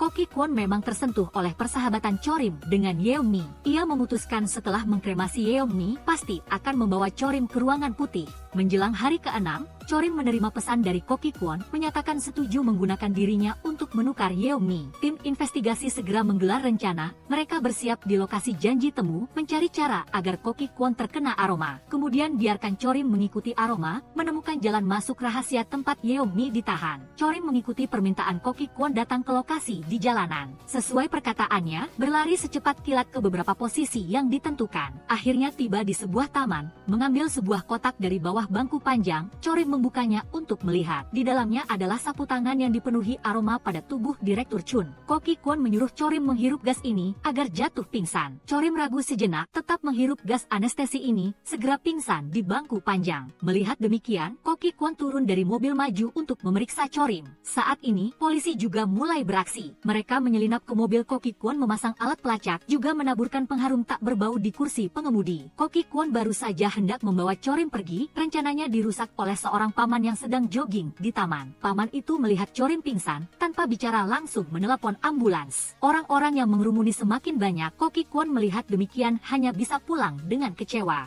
Ia mengendarai mobil ke lahan kosong, melewati lorong rahasia, sampai ke ruangan putih, menyatakan kepada Yeongmi bahwa ia hanya punya 2 jam untuk hidup. Tidak lama kemudian Chorim siuman bersama polisi mengikuti pelacak sampai ke stasiun pengumpulan material. Benar saja menemukan mobil Koki Kwon, Chorim melihat di tanah ada jejak kaki yang dipenuhi aroma. Ia terus mengikuti, sialnya tiba-tiba turun hujan. Hal ini membuat Chorim sangat khawatir. Begitu hujan turun, ia tidak akan bisa melihat partikel aroma. Saat ini, Yeongmi di ruangan putih masih berdebat dengan Koki Kwon di jam terakhir. Ia terus terang mengatakan, semua yang tertulis di buku catatannya adalah rekaan. Koki Kwon berpikir bahwa ia bisa mendapatkan kehidupan orang lain, namun tidak meragukan kebenaran atau kepalsuan di dalamnya. Ritual pembukaan yang seremonial ini sungguh naif dan lucu. Menghadapi provokasi Yeongmi, Koki Kwon tidak gentar, masih menunggu waktu yang telah ditentukan tiba. Lalu mengkremasi Yeongmi, Chorim dan yang lainnya mendatangi sebuah toko di dekat sana untuk berteduh. Melihat waktu terus berlalu, mereka masih tidak memikirkan cara penyelamatan. Saat ini, 5 orang dari anak-anak perempuan yang menggambar di samping mendapatkan inspirasi. Mengusulkan jika aroma pengharum ditutupi oleh air hujan, maka mereka juga bisa melakukan sebaliknya, menaburkan zat berbau busuk di tanah untuk menonjolkan aroma pengharum. Setelah menerapkan metode ini, Chorim benar-benar mengikuti aroma pengharum, menemukan selembar terpal dan menemukan jalan masuk ke ruangan putih di bawahnya. Muga dan seorang rekan kerja segera masuk. Saat ini, ruangan putih sudah dipenuhi gas anestesi. Sudah tiba waktunya untuk mengeksekusi Yeongmi. Dengan sangat cepat Yeongmi sudah pingsan dalam kabut asap. Muga dan rekannya menerobos masuk menyelamatkan Yeongmi. Koki Kwon melihat demikian segera melarikan diri. Ia datang ke ruang ganti, buru-buru membereskan buku-buku catatan, memasukkannya ke dalam koper lalu pergi. Namun saat hendak pergi ditahan oleh Muga. Koki Kwon yang terluka tetap keras kepala melawan, memegang tas koper dengan tergesa-gesa keluar dari pintu utama. Namun di luar sudah dikepung polisi, semua orang mengendalikannya. Muga maju membuka tas koper, melihat semua buku catatan korban. Yeongmi yang diselamatkan dari sana dibawa ke rumah sakit. Setelah pertolongan pertama akhirnya terhindar dari bahaya nyawa. Muga dan Chorim membeli makanan enak untuk merayakan kasus yang terpecahkan. Tidak disangka makan sebentar, Muga tiba-tiba berkata kepada Chorim bahwa ia merasa kenyang. Hal ini membuat Chorim sangat gembira. Selamat kepada Muga, pasti karena setelah memecahkan kasus telah melepaskan belenggu di hatinya. Fungsi tubuh kembali normal. Selesai berbicara Chorim juga memikirkan dirinya sendiri. Sekarang semuanya sudah beres. Ia yakin ingatan yang hilang akan perlahan kembali di kepalanya. Malam itu Chorim bermimpi. Ia bermimpi melihat orang tuanya menunggunya pulang sekolah di rumah. Keduanya tersenyum tanpa mengucapkan sepatah kata pun. Detik berikutnya langsung menghilang, membuat Chorim cemas mencari bayangan mereka. Muga melihat Chorim memanggil orang tua dalam tidurnya, hatinya sangat sakit. Chorim bangun dipeluk Muga. Ia menangis mengatakan bahwa ia sudah mengingat semuanya. Wajah orang tua, situasi hari terjadinya kasus, dan juga nama orang berpakaian hitam hari itu adalah Koki Kwon. Chorim sudah memulihkan ingatan, hidupnya juga menjadi lengkap, sekaligus membawa kesedihan yang sulit pudar baginya. Dibandingkan dengan kegembiraan Muga mendapatkan kembali indera tubuh, ingatan yang dipulihkan Chorim bagaikan pisau bermata dua. Setelah menangkap Koki Kwon, polisi mulai bergantian menginterogasinya. Tapi Koki Kwon selalu diam, sampai Muga membakar buku-buku catatan palsu di depan Koki Kwon. Ia baru panik, memohon Muga agar tidak membakar buku-buku catatan ini. Ia bersedia bekerja sama dalam interogasi. Yeongmi mulai menginterogasi Koki Kwon. Muga pulang kerja, mengeluarkan barang-barang yang ditinggalkan Oh Jae-pyo untuknya. Sebuah foto bersama Chorim dan orang tua kandungnya dan sebuah cincin ibunya. Juga ada rangkaian buku harian yang ditulis ibu Chorim selama 6 hari sebelum meninggal. Chorim terharu membuka halaman pertama, melihat tulisan yang semuanya tentang putrinya. Jika dikatakan tulisan ini mewakili kehidupan ibunya, maka Chorim adalah segalanya bagi ibunya, adalah orang yang paling dirindukan dan enggan ditinggalkan oleh ibunya. Chorim seharusnya bisa tumbuh besar dalam keluarga bahagia seperti itu. Namun semuanya dihancurkan oleh Koki Kwon. Melihat penampilan Chorim yang sedih, Muga juga merasa empati, karena cintanya pada adik perempuannya juga seperti itu. Keesokan harinya interogasi Koki Kwon berakhir. Sebelum diserahkan, Muga mendatangi Koki Kwon, ingin ia meminta maaf kepada Chorim dan orang tuanya. Sampai sekarang, Koki Kwon masih tidak memiliki sedikit pun penyesalan, menganggap permintaan maaf ini tidak ada artinya. Hanya saja bicarakan tentang perasaannya saat membunuh adik perempuan Muga. Muga terprovokasi, tidak tahan memukul Koki Kwon 2 kali. Koki Kwon menyimpan kebencian di dalam hati dan bersumpah bahwa ia pasti akan membalas Muga. Beberapa hari kemudian, Muga dan Chorim pergi ke pemakaman bersama, mengunjungi kerabat yang telah meninggal. Perjalanan ini, Muga juga punya tujuan lain, yaitu melamar Chorim. Ia sudah membeli cincin, hanya kurang upacara lamaran yang mengejutkan dan mengharukan. Muga berencana meletakkan karangan bunga lamaran di bagasi mobil. Saat dibuka, balon yang membawa karangan bunga muncul di depan Chorim. Idenya sangat bagus, tapi kenyataannya berlawanan dengan keinginan. Lamaran belum dimulai, karangan bunga sudah terbang ke langit menghilang. Muga berencana, lebih baik melamar di air mancur di bawah saksi kerumunan. Semakin banyak orang semakin baik, keduanya sampai di air mancur. Tepat melihat ada seorang pria sedang melamar, Chorim menunjukkan rasa tidak suka. Anak perempuan paling benci dilamar di tempat umum, melihatnya saja sudah malu. Akhirnya Muga menyembunyikan cincin di bawah pasir, ingin saat berjalan-jalan berpura-pura duduk mengikat tali sepatu. Mengambil kesempatan mengeluarkan cincin untuk melamar. Tetapi saat mengikat tali sepatu, ia tidak dapat menemukan cincinnya. Chorim melihat Muga tidak berkata apa-apa,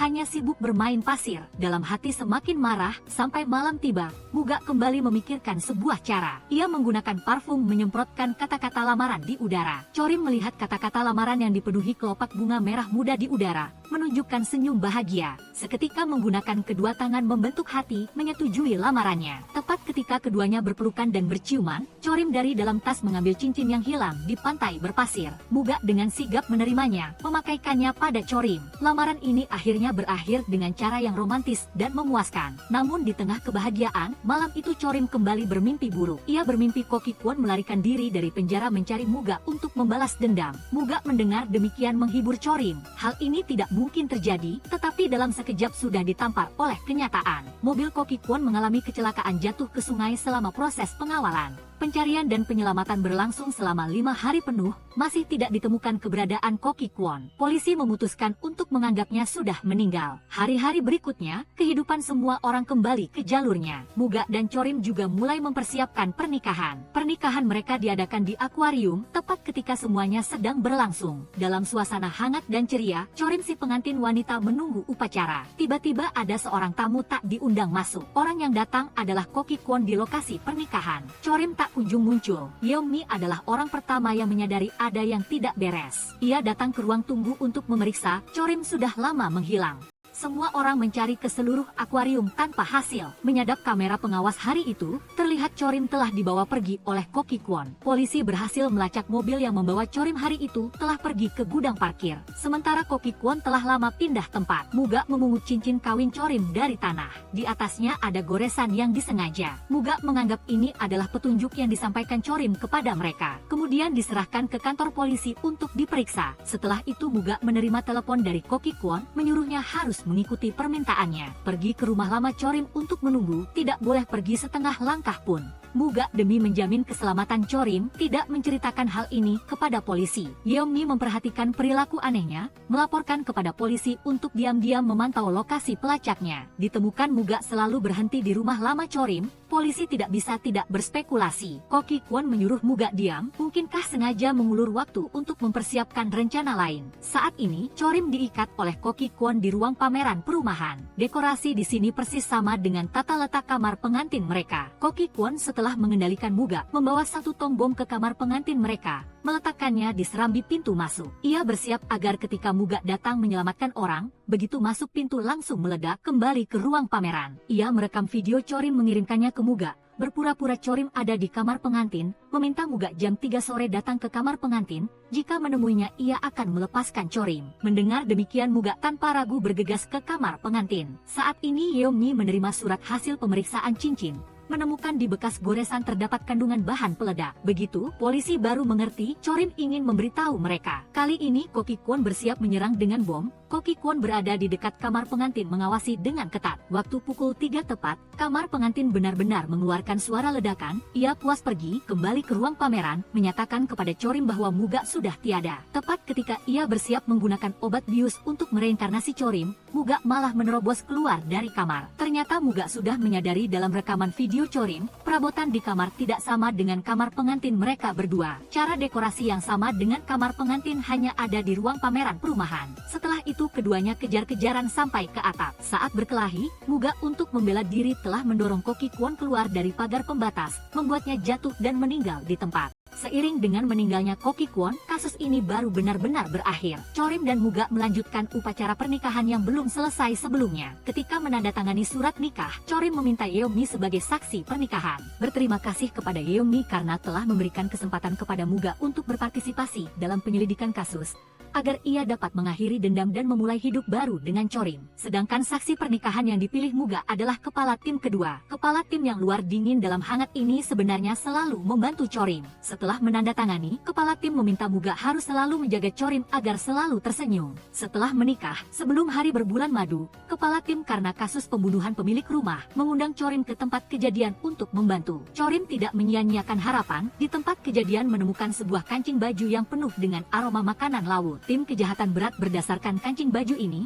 dengan mudah menemukan bibi penjual makanan ringan yang menyewa rumah pemilik rumah itu, memecahkan kasus ini. Keesokan harinya, Chorim dan Muga mengendarai mobil berangkat berbulan madu. Sebuah mobil polisi dari belakang menyuruh mereka berhenti. Ternyata setelah pemilik warung makanan ringan ditangkap, putranya juga datang menyerahkan diri, mengakui sebenarnya ia adalah pembunuhnya. Hal ini membuat polisi menjadi bingung. Hanya ada cara untuk meminta Chorim dan Muga kembali membantu sekali lagi. Muga menginterogasi ibu pemilik dan putranya secara bergantian. Chorim memperhatikan kedua sepatu putranya memancarkan aroma yang berbeda. Hal ini membuatnya teringat, ia juga pernah melihat jejak kaki memancarkan aroma yang berbeda. Di tempat kejadian kasus kemarin, ia segera memberitahu penemuan ini kepada Muga. Tetapi yang aneh adalah, aroma kaki kiri kaki kanan di tempat kejadian kasus, dan aroma di kaki putra saat ini malah berlawanan. Muga berpikir keras, mengerti apa yang sedang terjadi. Ternyata kedua ibu dan anak itu bukanlah pelakunya. Mereka berdua mengira pihak lain yang melakukan, dan maju untuk mengaku bersalah menggantikan pihak lain. Sebenarnya pelakunya adalah orang lain. Setelah itu Muga bertanya dari putranya. Teman putranya juga punya sepatu yang sama dengannya. Beberapa hari sebelumnya juga datang menginap di rumah ibu dan anak itu. Polisi mengikuti petunjuk ini sampai ke rumah teman itu. Benar saja menemukan uang yang hilang milik pemilik rumah korban. Ternyata teman ini saat menginap di rumah putranya, mencuri barang-barang pemilik rumah. Setelah ketahuan, ia menggunakan pisau yang diambil dari rumah putranya untuk membunuh. Setelah itu merencanakan untuk menyalahkan putranya. Setelah teman itu pergi, pemilik warung makan datang membayar uang sewa melihat pisau di tanah. Mengingat belakangan ini putranya karena masalah uang sewa bertengkar dengan pemilik rumah. Ia salah mengira putranya yang bersalah, oleh karena itu mengambil senjata pembunuhan dengan sengaja meninggalkan kancing baju di tempat kejadian. Sementara teman itu karena terburu-buru meninggalkan rumah putranya, dalam kegelisahan salah memakai satu sepatu, sehingga pada jejak kaki pelarian yang ditinggalkan memiliki aroma yang unik. Setelah kasus terpecahkan, tim kejahatan berat semakin tidak rela melepaskan keduanya. Bulan madu keduanya di bawah halangan para polisi tak kunjung bisa terlaksana. Akhirnya keduanya hanya bisa bersepeda ke pinggiran kota sebagai bulan madu. Keduanya berdekatan di tepi danau, menikmati momen yang tenang dan sederhana ini. Saat hendak pergi, Muga menerima telepon dari Yeongmi, kasus baru datang lagi. Orang yang mendapatkan kebahagiaan setelah penderitaan, seringkali lebih bisa memahami suasana hati para korban itu. Oleh karena itu Muga dan Chorim setelah ragu-ragu, tetap tidak bisa melepaskan kebenaran dan kebaikan di hati. Mereka memutar mobil, bersama-sama menuju kantor polisi.